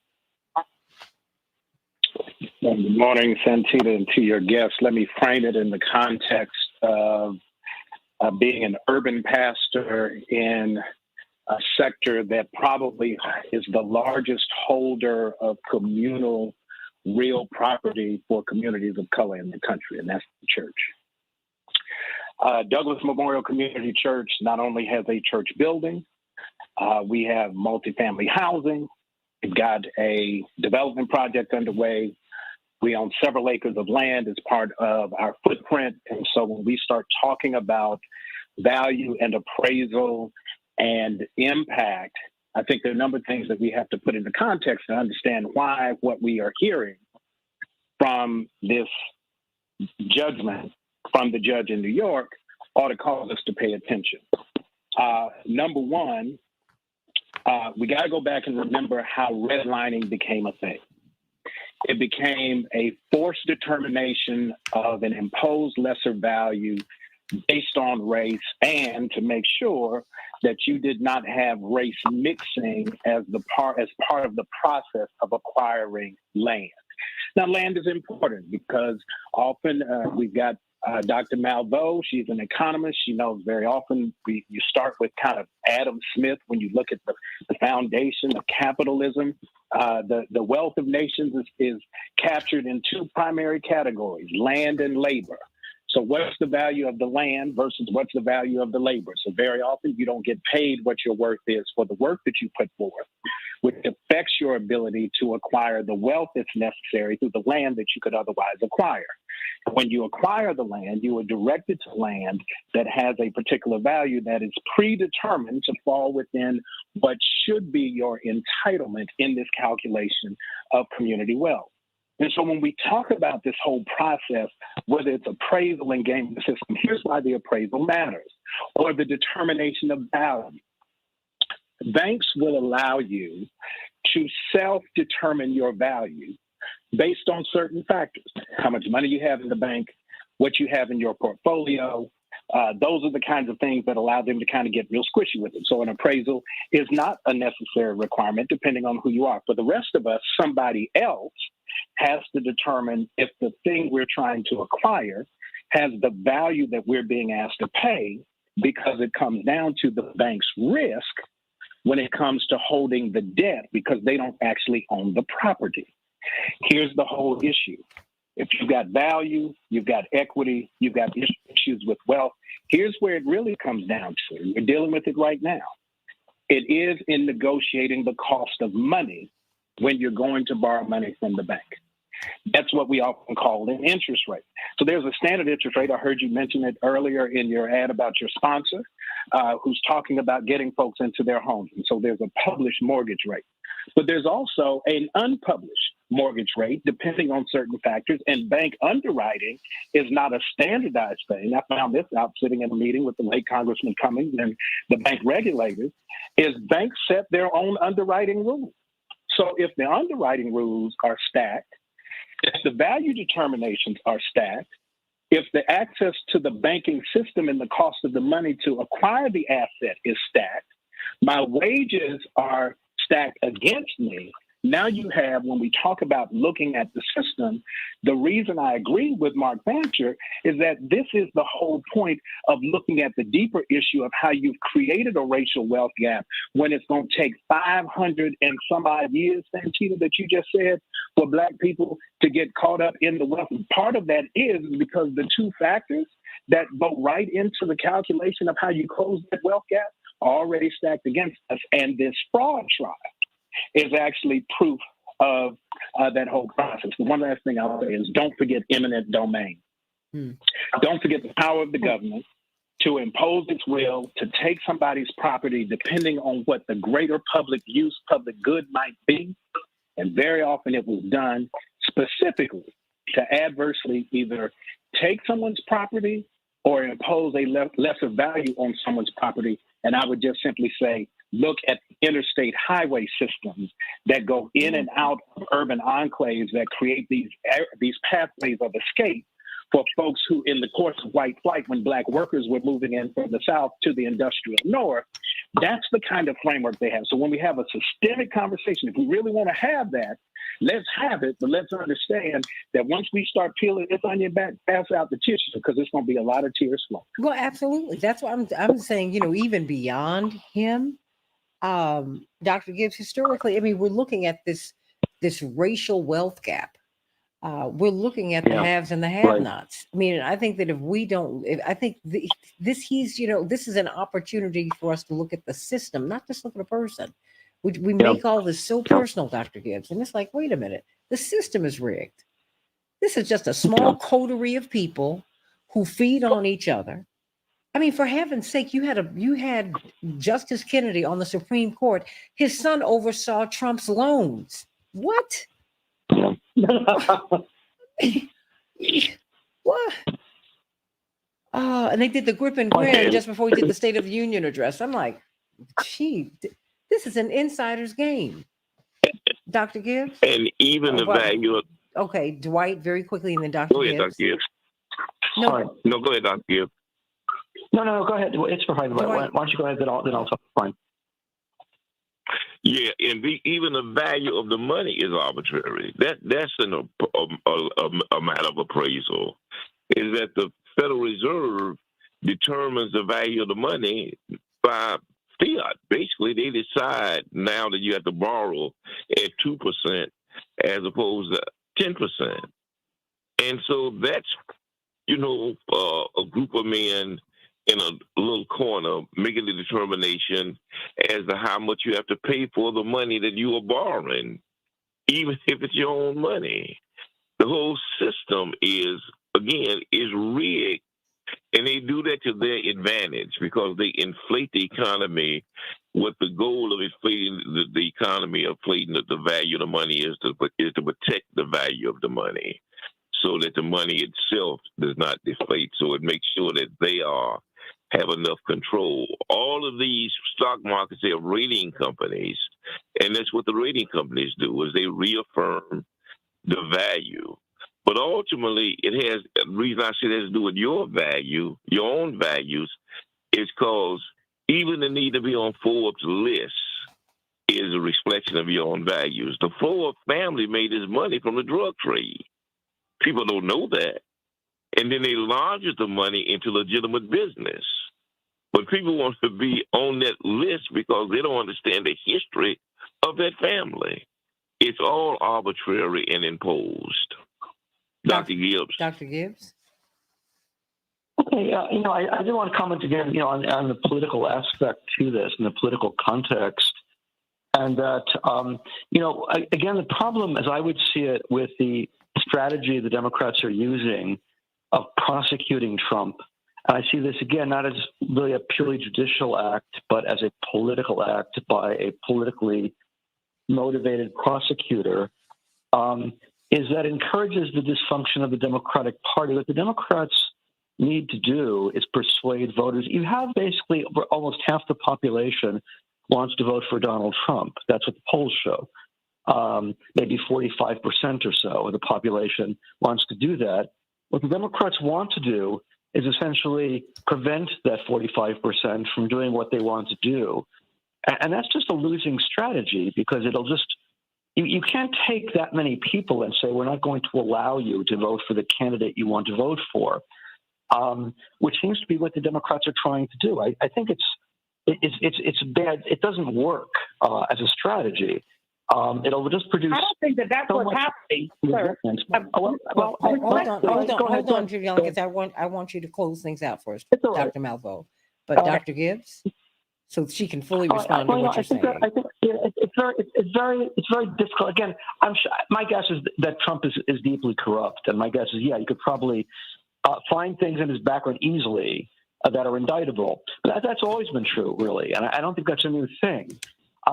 It's very hard to look at the timing of all of these indictments after 2 impeachments and not see a political motive. And again, I said this before in the show, but I'll say it again. With regard to one of the indictments, Rachel Maddow has openly said on TV, she wondered aloud if it might be possible to do a plea bargain. Let's drop the charges against Trump if he agrees not to run for president. She let the cat out of the bag. That is what people want to do. That's what I hear my friends say all the time, and they're all Democrats. And so I don't think it can be denied there's a political motive here. And even if there's substance to the charges, and there probably is, at least in some of the cases, including this one, the motive counts. And basically, it's going to look very bad as a precedent. First of all, because two can play that game. When the Republicans get back into power, they'll start indicting the Democrats. They already have started doing that. I mean, the impeachment hearings that they've been holding with regard to Hunter Biden. Mm-hmm. It's basically a big distraction from anything productive. I just don't see anything positive that's going to come out of this. What the Democrats need to do is to learn to ask the question of why they can't do better in elections. In particular, why they are so. The Democrats have become a very hyper-bourgeois party, and that's the truth. They appeal to people with high incomes, economic security, and advanced degrees, frankly, people like me. And they don't do a very good job of appealing to working people. And the polls show that very clearly. And they have to ask the question of why are they not doing that? And instead of asking that question and doing some self-reflection, why did they lose the 2016 election to somebody who was universally considered to be a clown? Why did that happen? Instead of doing that, they're indicting Trump and just attacking Trump. It's like the 2016 campaign, which was a disaster, never ended. And the Democrats just keep using the same strategy they used in 2016, attack Trump's personality. And it's never worked, really, and they just keep using it. And the question is, why can't they pivot to a more effective strategy? And this is just a way of avoiding any internal discussion of the Democrats' failures. That's how I see these indictments. It's a means of distraction from a productive strategy. Dr. Malvo, the last 2 minutes belong to you. Well, I would certainly disagree vehemently with the previous speaker, given that Tish James basically has a very strong case, given that I think we all know, we look at the politics of some of the African American people who have been hounded out of office for stuff much more minor than this. Mm-hmm. So was it a political motive or what? I mean, I have a colleague, a dear friend, I won't mention his name, but some of you may know him, out of LA, who spent 16 months in jail because he falsified a mortgage application. Now, it really was because he was up and coming in political circles, but it's because he falsified a mortgage application. Who hasn't done that? But it is illegal. You know it's illegal when you sign it under penalty of perjury, which he did. And he did nothing different than what the previous president did. In fact, he did something far more minor. So in any case, I don't think that this is all about political motive. And I think that when you political motive, you diminish the total severity of what the previous president has done. Calling the Secretary of State to say, can you just find me 11,000 votes? You can't minimize that. That is fraud. That is utter fraud. It's election interference. So I forgot the brother's name, forgive me, but the point he made is the point that I think is specious. Because let's look at what's happening. It's not just about politics, it's about the law. You can't tell me to obey the law when you don't have the previous president obeying the law. I hear you. Stay right here on the Santita Jackson Show YouTube channel so we can get fuller closing comments from everyone. But I think that all of these indictments, with all due respect, Dr. Gibb, Dr. Malvo, White McKee, Attorney Fancher, and Reverend Dr. Uri, I think they're all political. Dr. King lived under the threat of federal indictment and IRS investigation for the entirety of his 13-year public career. We decide to go after some people and let other people go. And it's just very interesting to me. I always want to know what the deeper story is, because I think there's something here. There's something here. Your friend who stood with the least of these, of course they're going to put him in jail. It happened to my brother. That happened. They said they couldn't get your father, so they got you, Jesse. That's what we do. And I think it's all awful. We're not well served by any of it. Look at the rot in the system. Yeah, look at the people who are rotten in the system, but look at the rot in the system. That's what we need to do. And get it out. Get it out, because it's costing all of us a whole lot. Stay right here on the Santita Jackson Show YouTube channel. Go to get some closing thoughts in this magnificent panel. Love you, everybody. Can't wait to be with you tomorrow, God willing. Thank you, Henry, for a great show. God bless.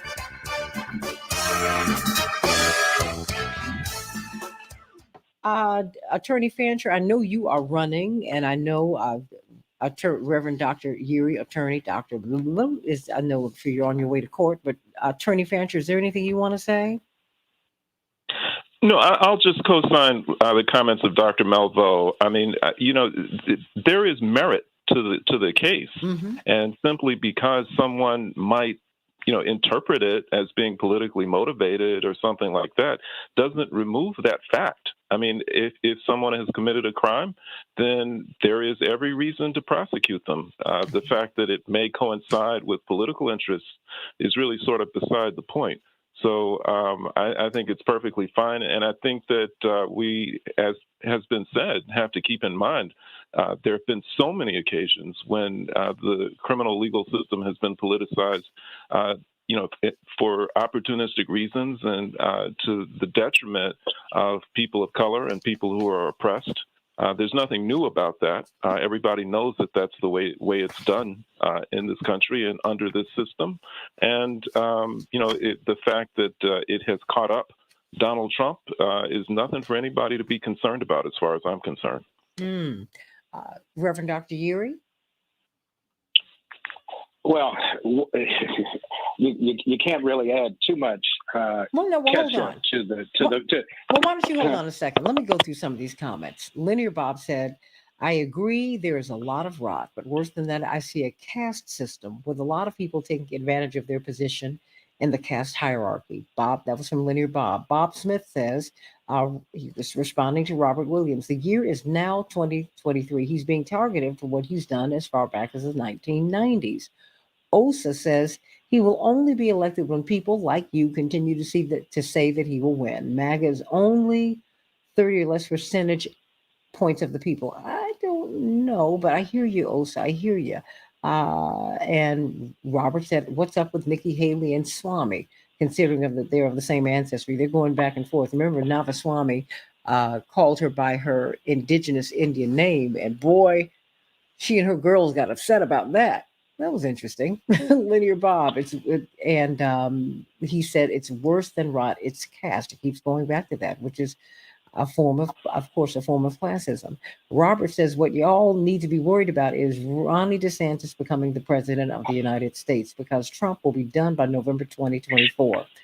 And Osa, wow, he's speaking to you, Dr. Gibbs. You started again. Keep defending him. What timing are you talking about? She was doing her job while Trump was president. Are you defending Trump, Dr. Gibbs? No, I'm not. I never voted for him, and I don't plan to vote for him ever. I think the issue is effectiveness. If the Democrats are trying to oppose Trump, they've been incredibly ineffective about it all along. And, if their strategy has only been to attack him personally in terms of his ethics and his morality, which obviously is not there. He doesn't have any, but it hasn't worked. And so one of the questions is, if something doesn't work, you try something else. And this is a way of avoiding any serious self-examination by the Democrats of why they failed to really gain a decisive majority, why they're unable to win elections in a decisive way, why the country is constantly on knife edge in terms of which, the parties win by the very smallest majority. And the question is, why can't the Democrats break out of that and win elections decisively? And there's some really obvious reasons to that. They have an ossified leadership. They don't really do a very good job appealing to working people. They use a style which is jargony and inaccessible, and they're simply unwilling to address those issues. And I think as a substitute, they attack Trump. It's never worked before. Ever since 2016, that hasn't worked. It's not going to work now. It's only increasing Trump's popularity. I don't understand why they keep repeating the same mistakes again and again. That's not supporting Trump. That's just acknowledging the fact that this is not working as a strategy. Well, I mean, does anyone else feel that this is really part of a broader strategy by the Democrats? Let me deal with that because I got to get ready to go. I got to get ready to go to court. One is let's not forget how we actually got here. This is not some out of the blue, let's just come up with this as a new idea to somehow go after Donald Trump. This goes back to when he was running in 2016, and they started having these conversations about him releasing his financial statement and his tax returns. And when he kept saying, I'm under audit, I'm under audit, I'm under audit, and my lawyers are dealing with it, what he was really doing was obfuscating because he did not want to have that public discussion on the front end. If we had had this conversation back then, you may be having a totally different conversation about where we are now. So that's one. Two, let's also understand that the legal system, whether it's the criminal legal system, the civil legal system, is designed to protect the political structure. It is political by its design.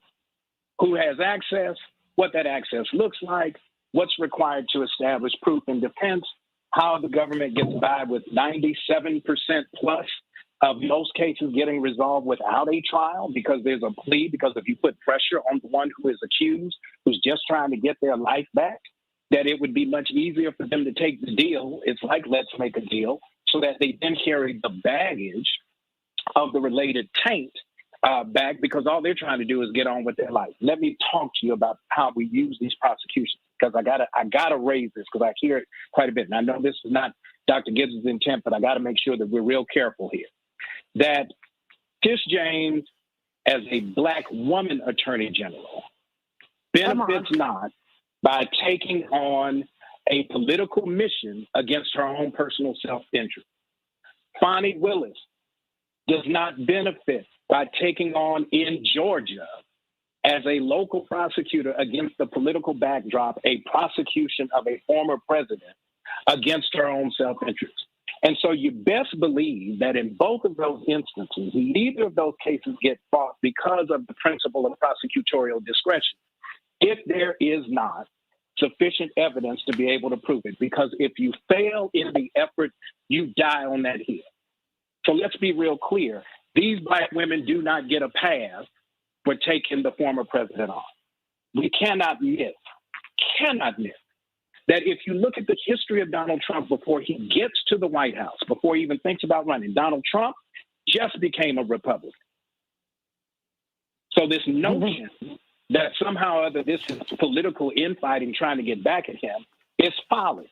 The Republicans are even trying to figure out how to paint him as something other than a Republican by his behavior and by his policy.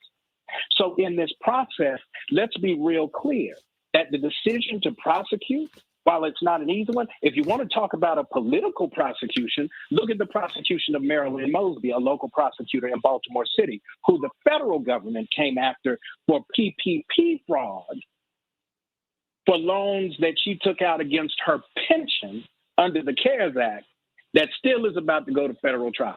There are a number of these kinds of persecutions that we're talking about within the system that extend far beyond the concerns of Donald Trump. And here's the thing, whether or not he's taken out of business, taken off the shield, taken off of the ability to run his corporation in the state of New York, it has zero impact on his ability to run for president, as we saw in the very futile efforts of the clown show that they called the debate last night. So if we're going to have this conversation, let's get down to the brass tacks of it. Who wins in this process to go after the Donald? I can tell you who doesn't win unless they better have a real clear, tight case that is based on the law, and I think it got affirmed by a judge. And there's no Black woman prosecutor. If you look at the Black women prosecutors and attorneys general where they are, if you can find them, who have been able to survive the blowback and trying to bring equilibrium and fairness to the legal system in America, they don't get any points for taking on this fight. So this ain't political. Yeah, but who you decide to charge and not charge is political. That's what Dr. Gibbs is saying. Well, that's what I'm saying. But it's a Jack politics Johnson. fight. Let me finish my point. Jack Johnson took a grown woman, a white woman, across the state lines, and he was charged with white slavery. Elvis Presley took a 13-year-old girl from Germany, 14, and moved him in her house, and he became the king of rock and roll. Whoever decides to make who you decide to charge and why is political. That's the nature of the system. But right, that's making the point. To that very point, right? That's like Thomas Jefferson having a love affair with Sally Hemings. Let's be real clear on the framing. What I am saying is exactly what you're saying. Tish James and Fani Willis, in that political calculation, somebody tell me where their political benefit is for taking on these prosecutions of that former president. But you know what? I don't think there's a political benefit for them. I just think I find it very interesting, and I'll just put it this way, that all of this is falling on Black people. Never in our 400 plus year history have white people relied upon Black people to take white people out. So it's all interesting to me. And these women are lined up to take, including the judge, they're lined up to take real hits, and we need them in their position. I need Marilyn Mosby in Baltimore. I need Letitia James in New York State. I need. And I'm like, wait a minute. So all these sisters have to take all this on? I just found it all interesting because I will hold on to the fact, because I've seen it all my life, that all of these prosecutions and persecutions are political. And my question is always, okay, what's the backstory here? Because they are political. Even if whether I like the person who's being prosecuted or not, it's political. So the question is, why? How is it that this man went from being able to get billion-dollar loans that he would never pay back, go bankrupt, and suddenly he's public enemy number one? What's up with that? That doesn't mean I've fallen in love with Trump. Not at all. Not at all. And I'm sorry. I am sick of having to say that. That unless I'm slandering him and being unkind to him and calling him out of his name and refusing to give him the respect of being the former president of the United States, because that's what he is. America has the leadership that we have deserved, that we have voted for, that we have earned, and that is that. I'm sorry that I have to go through all of that to say, hey, this is political. What's up with that? While I'm trying to protect Letitia James, I'm trying to protect her by saying, why are they putting this on you and Fonnie and Judge Chutkan why are they putting this on all y'all? Suddenly, black folks who cannot get good jobs at the top white law firms in the country. Oh, please. I'm just trying to figure out what's going on here. You're right. It is not to their political advantage at all. And why these progressive prosecutors who make a lot of sense, why this is all being put on them, I'm just curious about it. I would look to Dwight's earlier point. Okay, but hold on. Dr. Malvo's got to jump, but I know you do too, Reverend Dr. Uri, but let me let Dr. Malvo have her say. I think everybody has said it. I mean, I don't care about Trump. I don't like him. I don't care about him. But I think that Tish James is absolutely right. And always prosecutors have discretion. But she must have, the one thing I would say, she must have a strong case. She has nothing to gain by doing this. So she must have a very strong case. And there have been other very strong cases, and there certainly is with Menendez in New Jersey now facing fraud charges for a second time. He's raised a question about why come after me. So, the question of who gets indicted is always discretionary. And when you get in the room, you know what he's also done? His case has taken us off of Hunter. There are always trade-offs with Giuliani, you know that. And so when we say that it's political, you go, okay, so what's really going on here? Because you better than anyone know that there's a backstory. And I think what Dr. Gibbs has been saying, as people have been attacking him online here, he's not a Trumper. I don't know how plainly he can say to everybody, not you, Dr. Malvo, but to everybody, he didn't vote for Trump. He's an historian. He's the weatherman. He didn't bring the cloud. He's just saying it's raining, y'all. He's simply saying that there are some things that the Democrats are doing. Look, Rachel Maddow said the quiet part out loud. Well, if you won't run, we'll leave you alone, Trump. Really? How dare you? Well, the fact of the matter is the Democratic Party right now is so saturated. Oh. We can see the Republican disarray because we're going into a shutdown. The Democratic disarray is that, as he said, I don't disagree with him about that. Democrats really have not talked about what's wrong with this party and how this party has veered away from working people.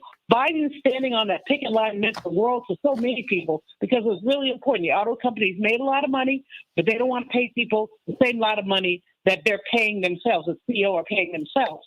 So, Democrats are dysfunctional. And it's hard to be a Democrat right now. The Democrats have not stood up for Black candidates when they should have. At all. Too many times. Democrats have not the ambivalence about raising the minimum wage. It's $7.25 an hour, which it has been since 2009. Excuse me. And they have become quite elite. They have become quite bourgeois. Dr. Gibbs was right.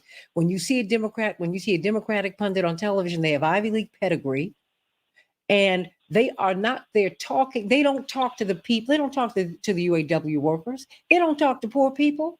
They don't even talk about them, no, Dr. Malvo. And that is a shift. No, last night, it was amazing that poverty really did not come up.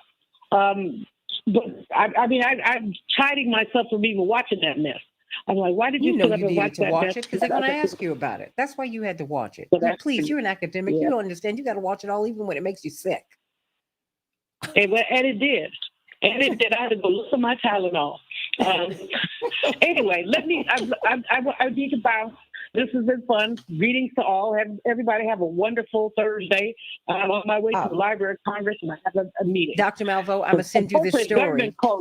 I need you tomorrow. I'm gonna send you this story on the 13 Baltimore City high schools that have 0 students who tested proficient. And I need you. We need to talk about that. Okay, I'm sending you those stories. Yeah, that's a heartbreaker. That is such a heartbreaker. Okay. Okay. We're on for tomorrow. I'll talk to you later. All right. Take Love care. you. Okay. Everybody, Bye-bye. Dr. Gibbs, Bye, boy, y'all. you are taking incoming fire, but you're up for it. Yeah, I'm up for it. Yeah. I guess I'm sorry, but Reverend Dr. Yuri, did you leave yet? I know he's got a good report. I'm on the way to the car. Okay. The assessment of the political implications of a prosecution of a public figure are always issues of intrigue and timing. For the rest of us, that's not the case. So I think the question we have to ask, if there is equal justice under law, equal protection of the law, do we have equal application? We know the answer to that is no.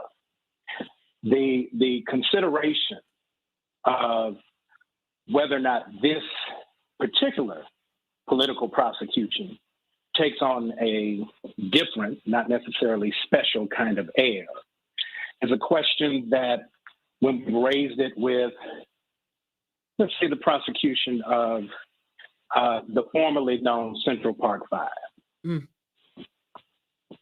So if we're going to frame it, and let's not forget that prominent in that discussion about pushing prosecutorial discretion against having proof is none other than the one we've been talking about this morning.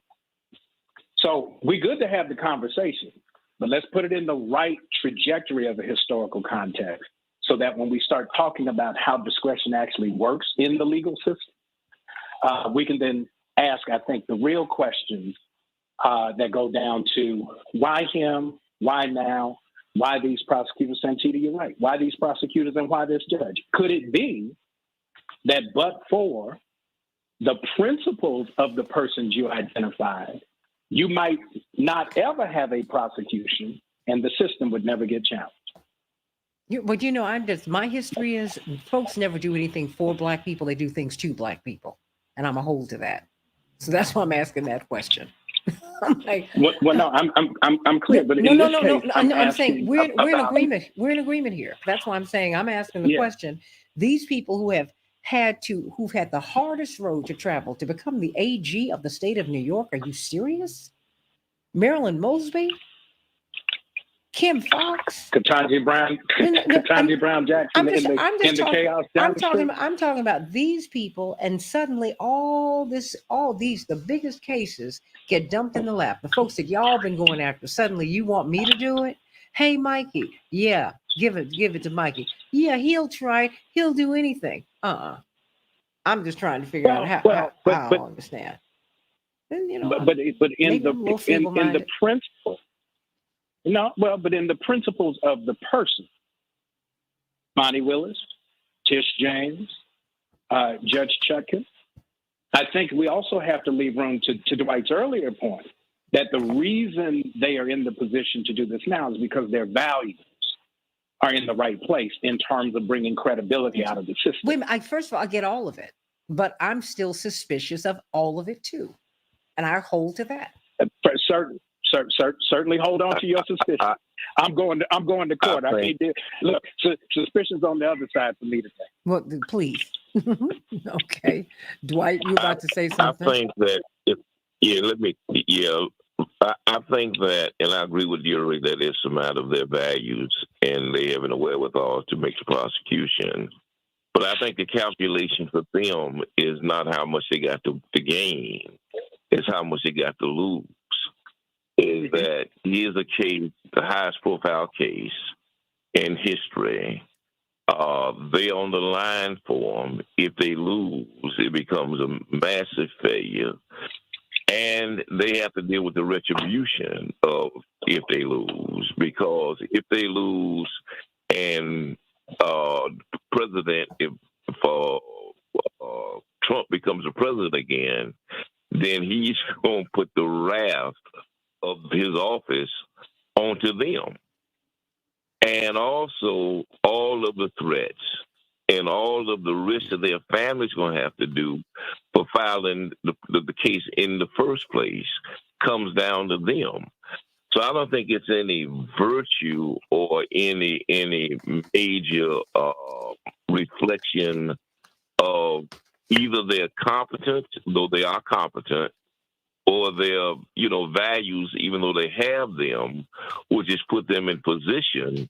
I think it's more that the people in charge understand that they're willing to sacrifice them if the case don't work out the way it works out, because they're the ones under the largest threat and who have the most to lose and whose very lives are now at risk for filing these cases. I think it also plays out that way, Santita, which speaks to your concern about why them, why now. I hold to the fact that it has been my experience that there's some people who get indicted, and there's some people who don't. Some people are war criminals, other people are not. Other people are not. Some people can drop more bombs that have been dropped by any president in American history, and they get Nobel prizes. And then, does Jimmy Carter have one? Okay. So, really? And someone came to me, oh, Dr. Gibbs. I don't know if Mark is still there. They're like, oh, we want your father to have a Nobel Prize. Because that's what he needs. That would be the capstone in his career. I said, but the capstone on his career is that he has fought for you, and you know that. I said, my father's not dropped a bomb. He's not killed anyone. He is a freedom fighter. That is what he's done. You ought to not stop needing these people who award the biggest crooks in the world. Don't you put him in that line, please. Now, if they give it to him, I'll be there. But is this the same award that they gave to Dr. King? Absolutely not. Keep it. I think that one of the things you raised, Santita, is the issue of how some of the worst crimes in American history by presidents have been in the area of foreign policy. Policies that kill vast numbers of innocent people. Let us consider, for example, the Iraq War killed maybe 1 million people. It was totally unnecessary. The overthrow of Saddam Hussein, as bad as he was, is what led to that event that destabilized the whole country and the region. And that was a bipartisan affair. It was supported by many Democrats, including Joseph Biden and Hillary Clinton. Obviously orchestrated by George W. Bush. And people tend to forget that if you really wanted to indict somebody, how about indicting some of the people who led us to the Iraq War or the overthrow of Gaddafi, which was a catastrophic event, destabilized Libya. Libya went from being the most prosperous country in the continent of Africa to being a total basket case. Put a pin in that. Well, I've got President Obama saying we need to help Libya now. You destroyed Libya. That happened on your watch. And everybody in Africa talks about it, and they're furious. That has nothing to do with my personal relationship with him, my personal feelings, none of that. But what they did to Libya is a crime against humanity. A crime. And all Gaddafi wanted was for Africa to be free. That's all he wanted. And yet we orchestrated him being sodomized by his people in front of his people, and then you left his body to rot, and that's how you placed him in state. Oh, what? Oh, I'm furious. Yeah, there's a very ugly. A very ugly video of Hillary Clinton being informed of Gaddafi being killed, and she cackles and says, "Came, we saw he died." She was and laughed. It was kind of laugh, an open, explicit statement that was really very unpleasant to watch. And the question is, that kind of thing, which she helped to orchestrate. Well, she didn't help to orchestrate the killing directly, but she certainly played a decisive role. You knew what was going to happen. He was under the white flag of surrender, Dr. Gibbs. They knew what was going to happen. Yep. And so the question is, why is it that Hillary Clinton, Obama, George W. Bush, a lot of them get a pass on these, not just foreign policy disasters, but really criminal acts, in my view. Why do they get a pass? And then you bring prosecution against Donald Trump for merely, real estate fraud, which seems to be much less of a crime. Trump too. He didn't start any wars. That is, I have to say that it is true. But nevertheless, he did some disastrous things in foreign policy. He raised massive sanctions against Venezuela, which had devastating effects on the people of Venezuela. He did that all over the world. And again, why not basically go after him on that basis? All the people who died of not getting medicines in Venezuela because of his policies. Why not go after him on that basis? I would favor that much before I would favor all these other charges that are being brought that seem much less significant. So again, there's an arbitrariness to this that is very troubling. Yes. It is. Well, Dr. Gibbs, I suggest that is his crime, not starting wars. I suggest that part of his. Yeah, I agree. Just part of his prosecution is not because he won't start any wars, because he's trying to get out of the Ukraine. And people that understand how the international empire works is that they reward these people for starting wars and for killing people if it enhances the empire, and they punish people who commit not to doing that. And so I think this has as much to do with him not going to the Ukraine, or wanting to pull out of the Ukraine, not supporting NATO, as it does him doing some tax fraud. Because he's been doing that for 30 years. His daddy did that. They didn't prosecute them. They exalted them and put them on the Forbes list in the front of Times Magazine. This thing has so much to do with his position on international policy, and as it does on him doing some tax deal. Just like Santita just said, that you kill these people and you bomb these people and you murder these people, and then they give you a Nobel Peace Prize because that works in their international interests.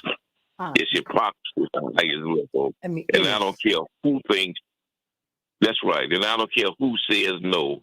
The fact of the matter is that's how this thing works. And that's it. I agree. Yeah. You know, and No, I'm saying I think we ought to be sick of it, Dr. Gibbs. You know, I'm sorry, Dr. Gibbs. Yeah. No, it's all right. Go ahead, Santita. Go. What you're going to say. No. Please say what you. No, please. Oh, fine. All right. I think, that there's no doubt that one of the reasons Trump was always hated, in addition to undoubtedly, his vulgarities, these disturbing things he said, and so on. In addition to that, I think a lot of it has been in foreign policy, that he raised questions about the value of NATO. He wanted to improve relations with Russia. Again, the original scandal people forget right now was Russiagate, that he was, quote unquote, an agent of Vladimir Putin, which was a ridiculous claim, frankly. But nevertheless, that was the original. That was the original thing people were trying to investigate him on, was his supposed ties to Russia. They didn't find anything really, because there was basically nothing there. But nevertheless, they're trying to discredit him on account of he did not want a conflict with Russia, or at least initially he acted like he didn't want a conflict with Russia. He was seen as unreliable in foreign policy, and I think that's always been one of the major reasons the American establishment hated him so much. I think there are other reasons too, but that's one of the top ones. And that must be considered. Again, we're politicizing we're trying to criminalize politics. In other words, it was claimed one of the criminal things he did was he wanted to normalize relations with Russia, and that's the right of a president to do that. A president is entitled to do that. He didn't actually normalize relations with Russia at all. Actually, he was very hard on Russia. But all the same, I think that the perception that a second Trump presidency might not support Ukraine to the hilt, might end the war, and that's what Trump seems to be talking about, at least sometimes. That's a big part, I think, of the current hatred against him among the establishment, and it's part of the context leading to these indictments. Yes, I agree with that. Well, Miss John Kennedy. I mean, he was blocking war at every turn. He was trying to get the Federal Reserve off of our money. If you think all of those issues and more, he was also trying to check some of our allies on their nuclear ambitions. If you think there's no connection between all of those events and more, and them blowing his head off in front of the entire American public, so it would mess us up and put us in a knot, then you don't really know how this system works. Killing Dr. King in front of all of his top staff was designed to make them all go crazy. And the only two people who really didn't snap my father, and Andrew Young. Everybody else snapped, literally. Did they not, Dwight? Yeah, they did. Nobody, Absolutely. And you would too. nobody walked. I mean, and if you talk about it now, all my parents can do is cry. Because they had to come back to Chicago and hold on. And because people called them Aunt Lucille Conway Loman said, you got to get back to Chicago tonight. And Reverend's like, well, my father's a 26-year-old kid. He's like, but they just killed Doc. We got to. She said, no. Chicago is burning. Unlike the Atlanta contingent, you have a contingent here in Chicago. We meet every Saturday, hundreds of us. We might have thousands on Saturday. You got to talk to the city council in another day or so because Chicago's about to explode. Jesse, you got to get home because you're the top fundraiser for the organization anyway.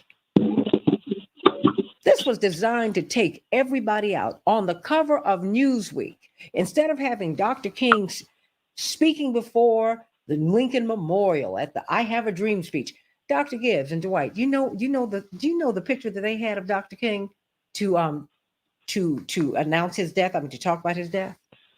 In the foreground was a Black woman with a scarf on her head. She was wearing a wool coat. You could see she was a working woman, and she is screaming in agony. And you see Dr. King in the background, dead in the casket. I said, this is designed to completely mess us up and to let you know the movement is dead. You better pay attention to everything. I know I've had to. I don't have the luxury of ignoring signs. I've never had it. So yeah, I'm gonna step back and look at, okay, who's being prosecuted and why, and who's doing the prosecuting, what's the background here? What's up? What's going on here?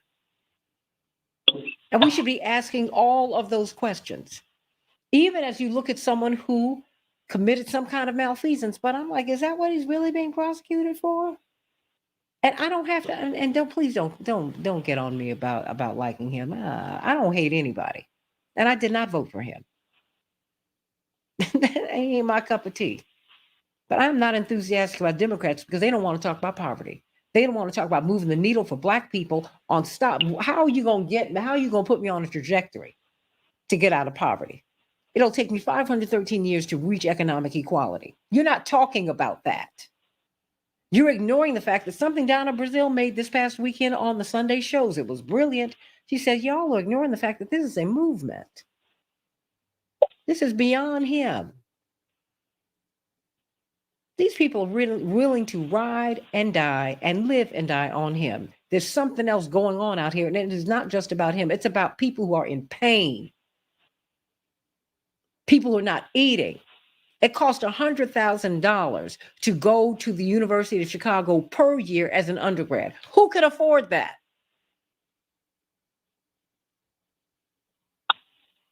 You know, one of the things that one of the candidates who did obviously address the issues that you were dealing with here, particularly poverty, was, of course, Bernie Sanders. Yeah, that's it. And who put him out? Wait a minute, and who put him out the race?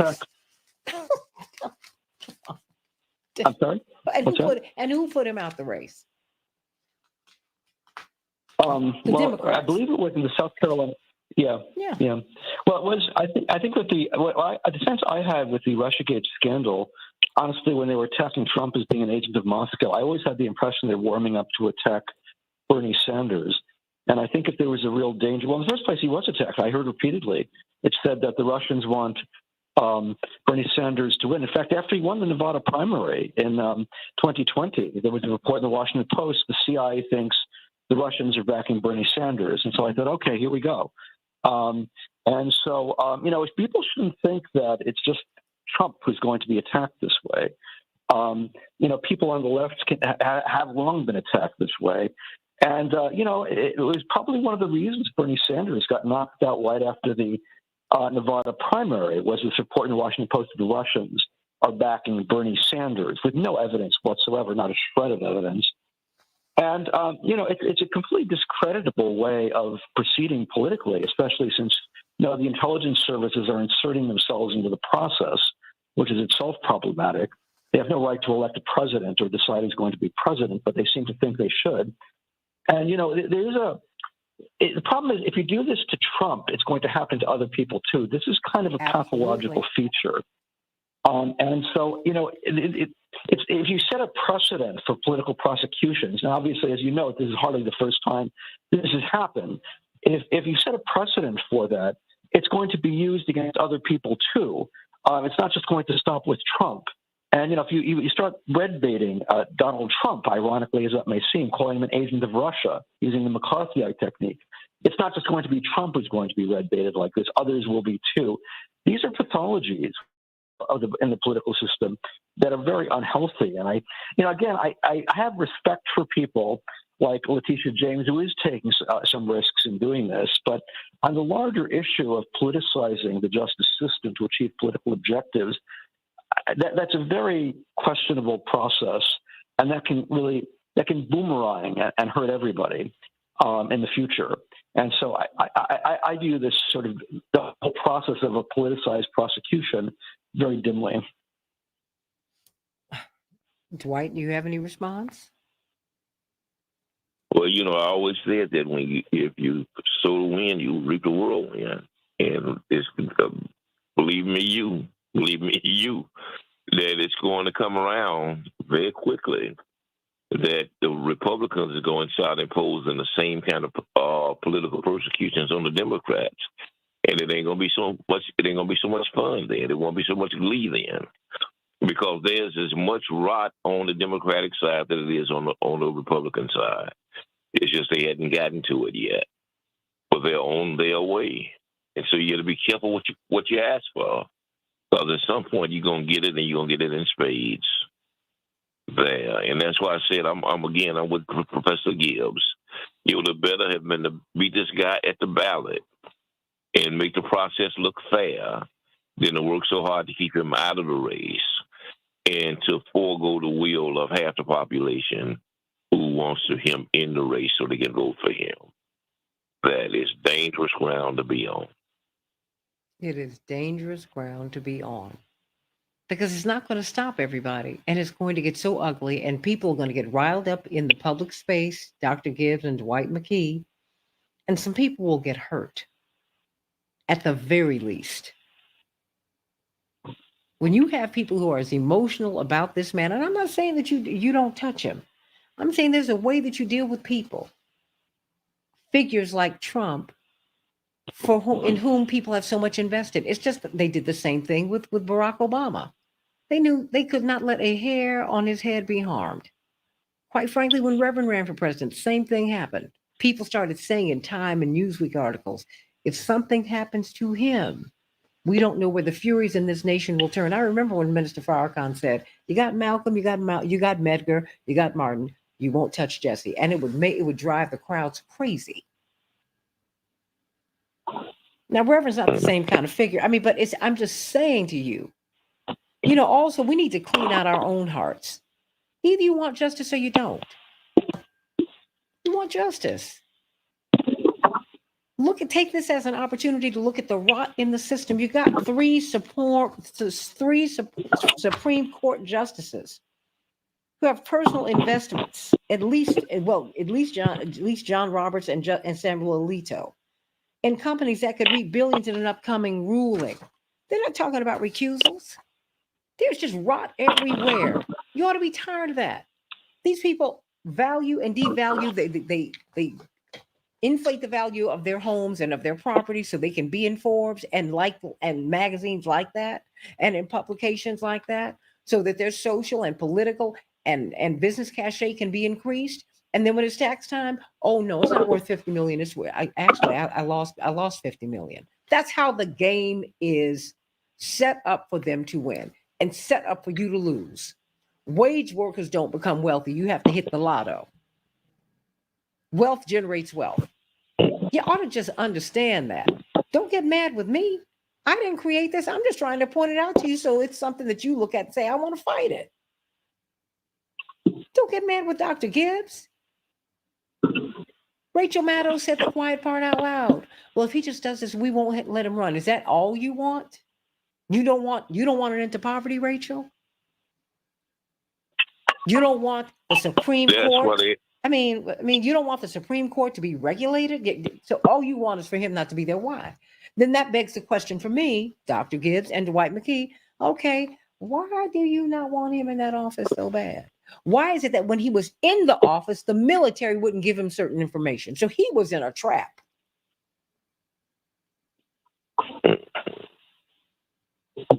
They brag about the fact that they withheld certain information from the president of the United States. Are you serious? What kind of operation y'all got going up in there?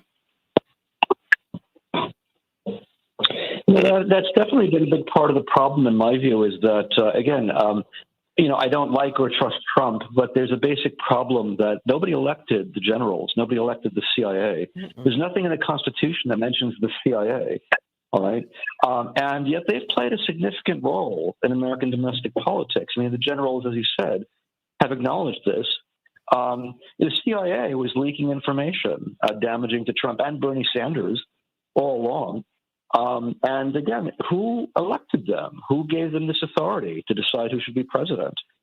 And again, something I've mentioned before, but worth noting again, is that in 2016, the Democratic establishment wanted to use the CIA to give a briefing to the electors to try and sway the electors to vote for Hillary Clinton and elect Hillary Clinton as president. And so you basically, what they wanted, they came pretty close to advocating.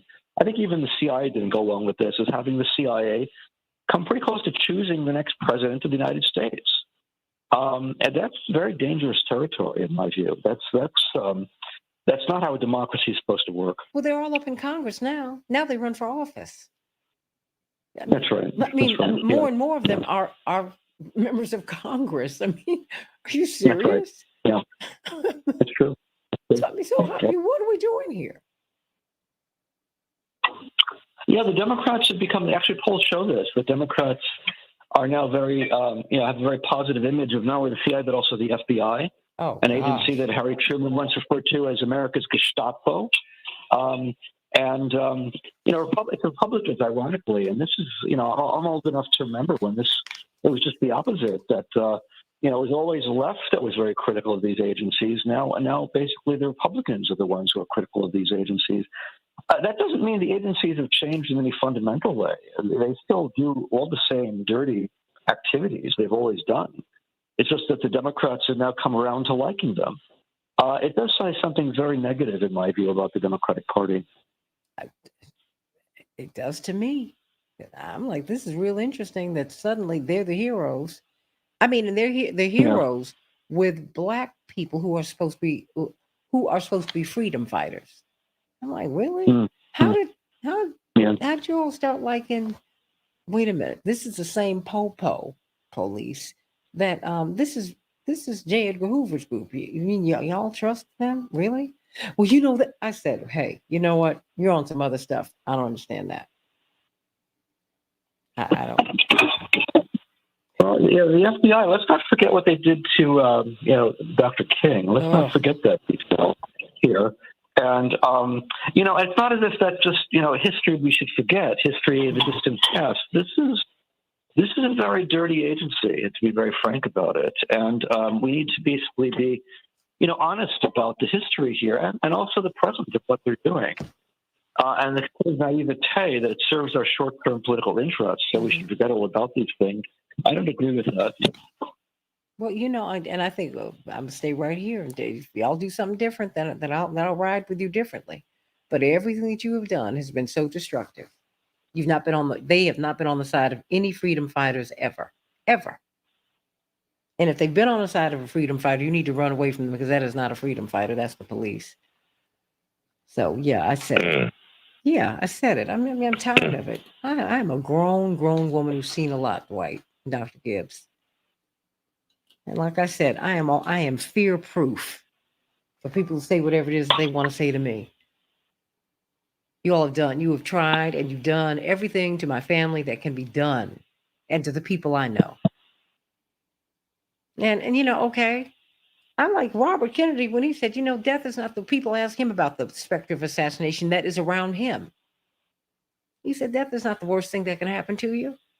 Yeah, I understand it. I understand exactly where he's coming from, because I've had to live with that. I didn't think my father was going to live through 84. You nuts? I never thought he was going to live to 39. past 39. That's my history. And I just had to deal with it. It is what it is. But I'm like, y'all, really? So when Mr. Gibbs and when Dwight and others do not give you Democratic talking points, you want to attack them. And I'm so tired of the trolls. I mean, really, y'all got a whole lot of time on your hands. And you're not doing anything So to help you can anybody. explain. Huh? So you can explain Trump, but how can you explain them not giving the bodyguards to Kennedy? I mean, what is that about? Unless it's consistent with what Dr. Gibbs is analyzing, and which is that it's in some people's interest to save some people and to risk other people, you know, to allow other people to run the risk of not being able to survive this thing, because you always have to look at who benefits. Oh, yeah. When who goes to jail or who gets shot, who gets assassinated, there's usually a beneficiary in this, and you have to always look at who benefits from that.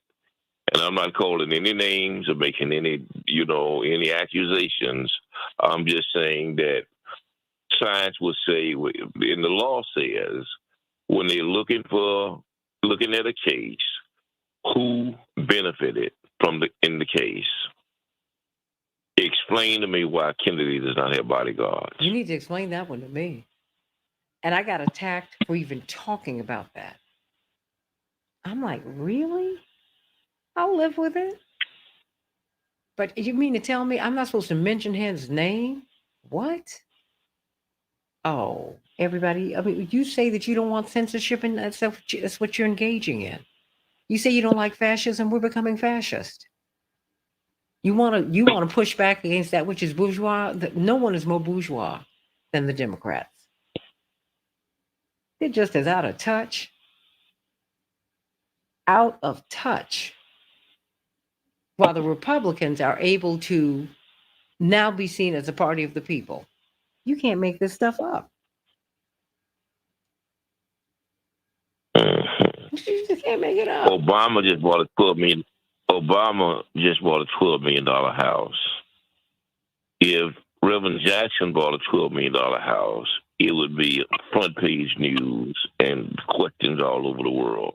And that's why I say it's selective prosecution. It's selective reflex in terms of who you go after. And we go after the people who are anti-war. When Dr. King finished giving his anti-Vietnam War speech, in which he attacked the military-industrial complex and set himself up as their foe, Reverend Dr. Wyatt Walker, his chief of staff, walked up to him and said, "Doc, you've just signed your death warrant." Dr. King said, "I know, but I had to say it." Well, It can't be more plain than that. Can't be more plain than that.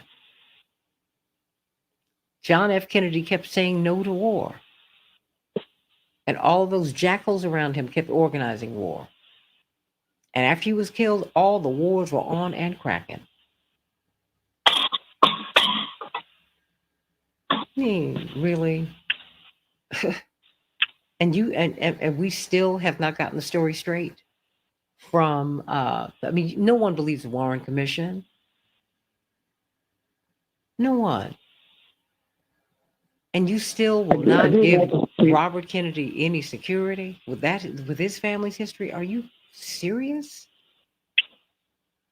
Dr. Gibbs?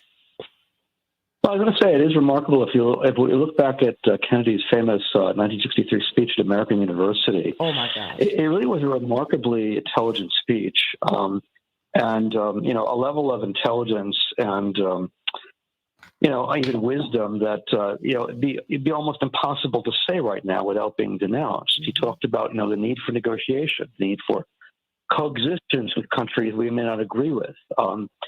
The need basically to avoid nuclear war at all costs. And it was it does anti-imperialist, stand out. Dr. Gibbs. It was anti-American Yes, imperialism. yeah. There was I should add that Kennedy himself did not have a perfect record on these things by any means, but it seemed to me that he was chastened by the experience of the Cuban Missile Crisis, and I think he was also frightened by the extent to which the generals around him really were willing to go to the point of nuclear war, and I think that somewhat shook him.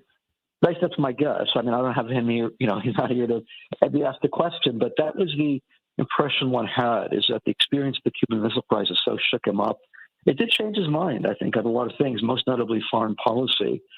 And one can only wonder how history would have been different had he not been assassinated. Well, and that's why he was assassinated. I mean, do you really think the military-industrial complex wanted Dr. King as their foe? Someone who just less than a year before was the keynote speaker at 1 million people in Central Park, an anti-Vietnam War speech. I mean, really? Come on. No. That's why, hey. Yeah, they hated him. There's no doubt. They hated him. They hated him. That's why, when my father ran in 88, I knew we were at the end of it. I said, okay, he said, we have done what we came to do, and this is it. And I'm good with that. All these people thought my father was jealous when Obama went to the White House. No, honey. No, he did what he was supposed to do. He showed you how someone who was pro-peace, someone who wanted to eliminate poverty, someone who wanted a just society and a peaceful world. That's how he ran. And that's it. The presidency was not the crown jewel. It was finished. It was continuing on with the assignment that Dr. King gave him. That's the crown jewel for us.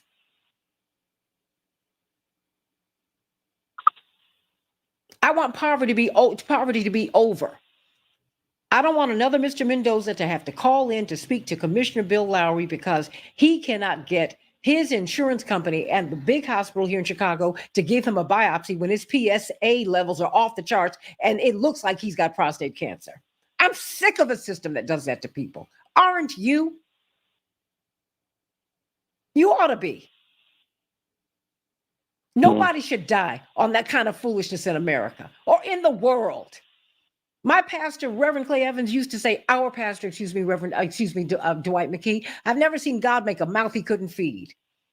I've never seen God have a vision without making provision. You are a vision of God. And everything that you need on this earth to make it is already here, but you are being denied it by some greedy people, and you ought to be tired of it.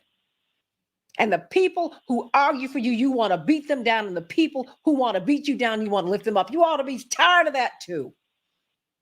Change your thinking.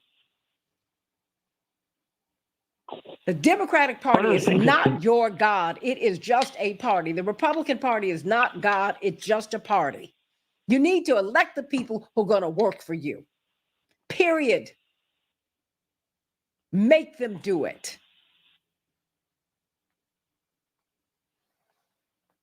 One of the things that I think was very interesting along the lines of the issue of unwillingness to address the issue of poverty in the country is the recent government shutdown.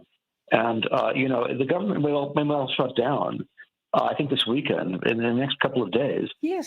If they don't come to an agreement. But they've already decided that if the government shuts down, one thing that will not shut down is U.S. military and economic aid to Ukraine.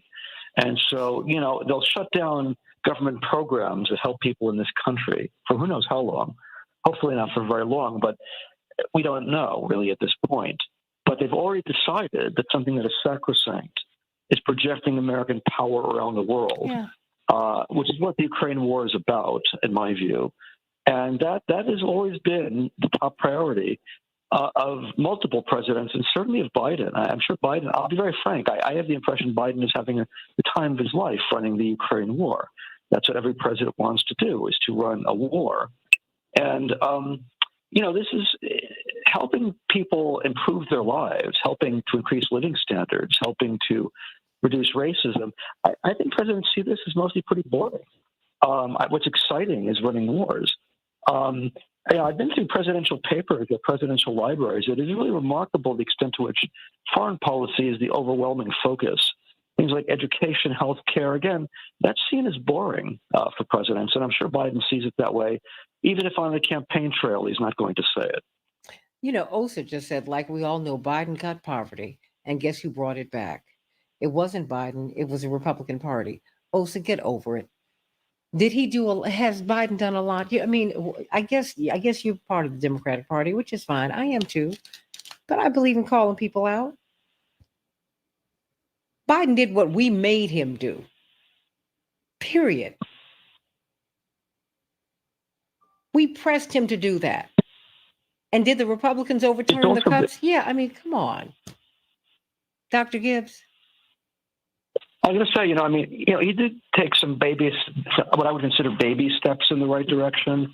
There, things like, the child tax credit, that was a positive, undoubtedly. That's but, right. one has to, first of all, put it in context as a baby step, but more importantly, if one looks at the rise in prices, which is by Biden's own admission has been connected to the Ukraine war, that canceled out a lot of the benefit. That has hurt people. That has reduced living standards. And, there was no need to have a war in Ukraine, in my view. And there was no need to have this reduction in living standards. Biden says it was Putin's tax. Well, it's also Biden's tax, because it does take two to start a war. And Biden played a crucial role in starting that war, in my view, if one looks at the record. And, the people of this country collectively have paid a real price for that. And that is also part of Biden's domestic legacy, is the domestic effects of the Ukraine war. And we need to deal with that. Oh, so I mean, I'm dealing in facts. And the thing is, I mean, I look, I understand your defense of Biden. You don't have to defend him here, but I want him to do more. Should we have let Putin take over Ukraine? We had no business over there. That's between the two of them. Ukraine goes back and forth. They're loyal to Russia. They're disloyal to Russia, and most of them are ethnically Russian anyway, and culturally Russian. You didn't even know where. Maybe not you, but most people didn't even know where Ukraine was. But all these other people did, because all these folks have business interests in Ukraine. You're not asking questions about people who have business interest in Ukraine, and you don't think there's a connection between their business interests and the war. You don't even want to ask that question. And there's also the issue of, frankly, there has definitely been some Nazi influences in the Ukrainian military, particularly in the elite unit. Yeah, definitely. I mean, I'm understating it here, but I mean, we saw actually some of this recently, in Canada. They were tremendously embarrassed when there was a standing ovation for, a Ukrainian immigrant who'd fought in Hitler's SS. And one of the people who cheered him was Zelensky, who was right there. And yes, Zelensky is Jewish. That's true, but that doesn't give him a free pass on this, and it doesn't give him, the equivalent of a get out of jail free card here. He despite the fact that they have a Jewish president, Ukraine does have this problem of neo-Nazis in their history and also in their army right now. The Azov Battalion is running their military. They are Nazis. Right. That's right. Yeah. It is insulting to me as the granddaughter of two men who fought in the Second World War, who fought the Nazis, and we're supporting them today. That is insulting to me. It ought to be insulting to you. Yeah. Are you for real? Yeah. And also we do have Nazis in the military. I mean, look, honey, tell the Democrats I said, hey, and they can keep on listening here. But I am not their problem. I have always tried to be a solution for the Democrats, but it's a solution that you, as a Democrat, as part of the DNC, as one of the people who's riding with them, y'all don't want my solution, which would help you. You don't want it. So you're going to keep having problems, and you're going to keep bleeding supporters. You're losing Black men. You're losing Latinos. Do you not get it? Why don't you take that back to the Democrats when you talk to them today? Putin is not my problem. My problem is not being able to afford groceries. That's my problem. My problem is not having internet be a public utility, so my kids don't have access to the internet without paying a lot of money every month that most folks do not have.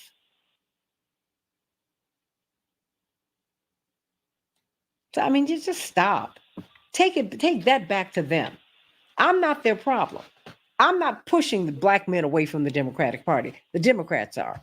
I'm not pushing Latinos away from the Democratic Party. Democrats are doing that. So y'all need, why don't you take that message back to them and tell them to deal with that. Deal with that. You take that message home to them. Take it back to them. I'll take it to them myself when I talk to them. So just keep on going with this, because all you're doing is exposing who you're working with, which is fine. I don't care about that. But like I said, I'm not your problem. You don't have to be a member of any party, so you're a member of something because you got a lot of time. This is what I do for a living. Boom.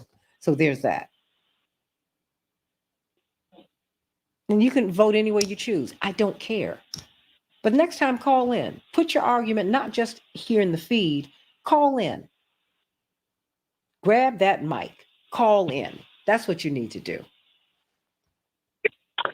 Santita, I'm going to have to go make breakfast for my wife now, Please so I'm going to have to sign off. Give her my love. I want you to do that, Santita. And you have a great day. You okay? too. You too. Bye-bye. Dwight, you have anything you want to say before we go? No, thank you, Brother Gibbs, for your insight.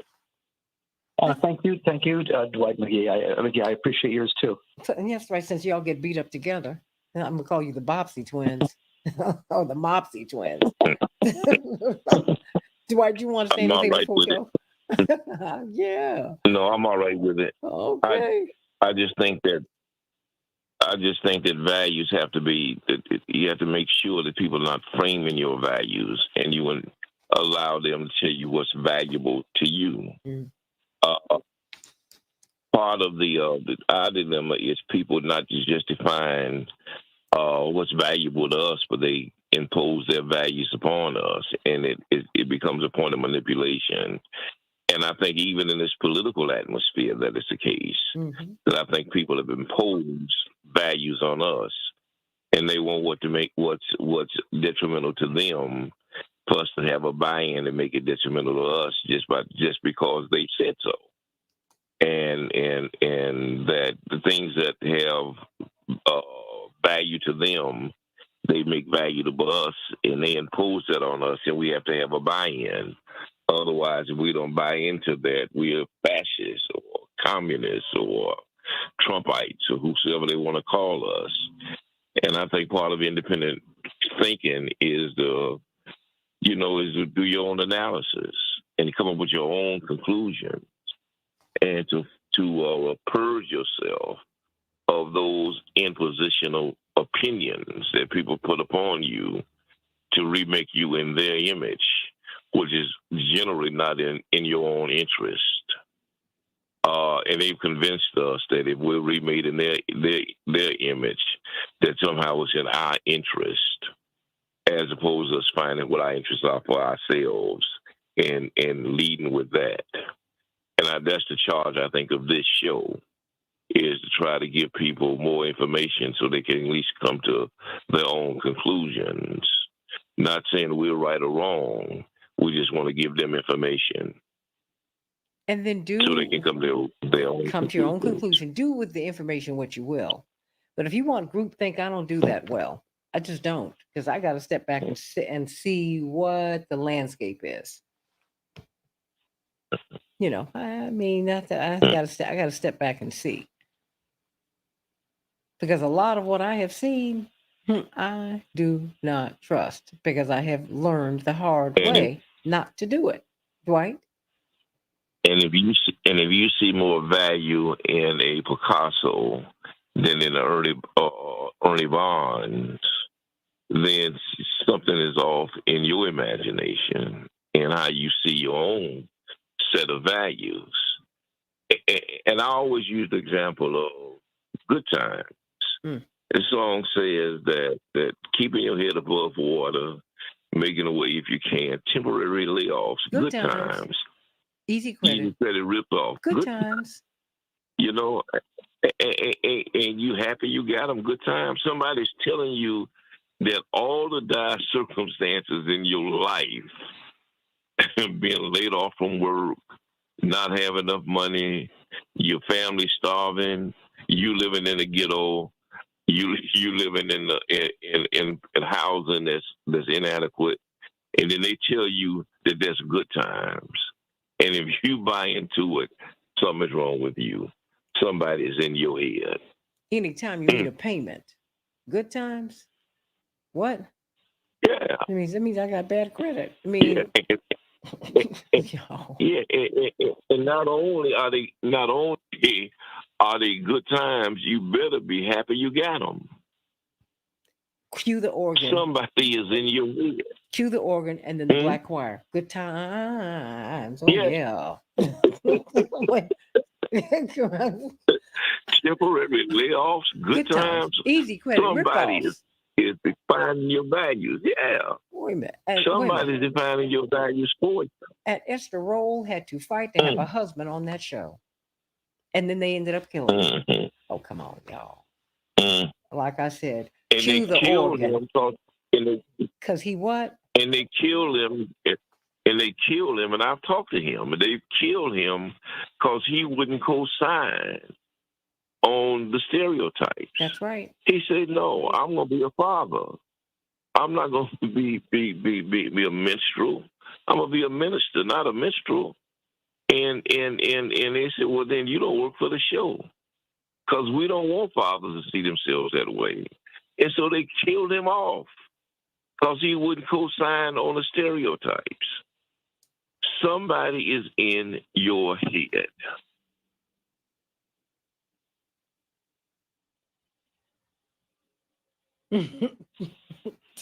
Somebody, like I said, cue the organ and the choir.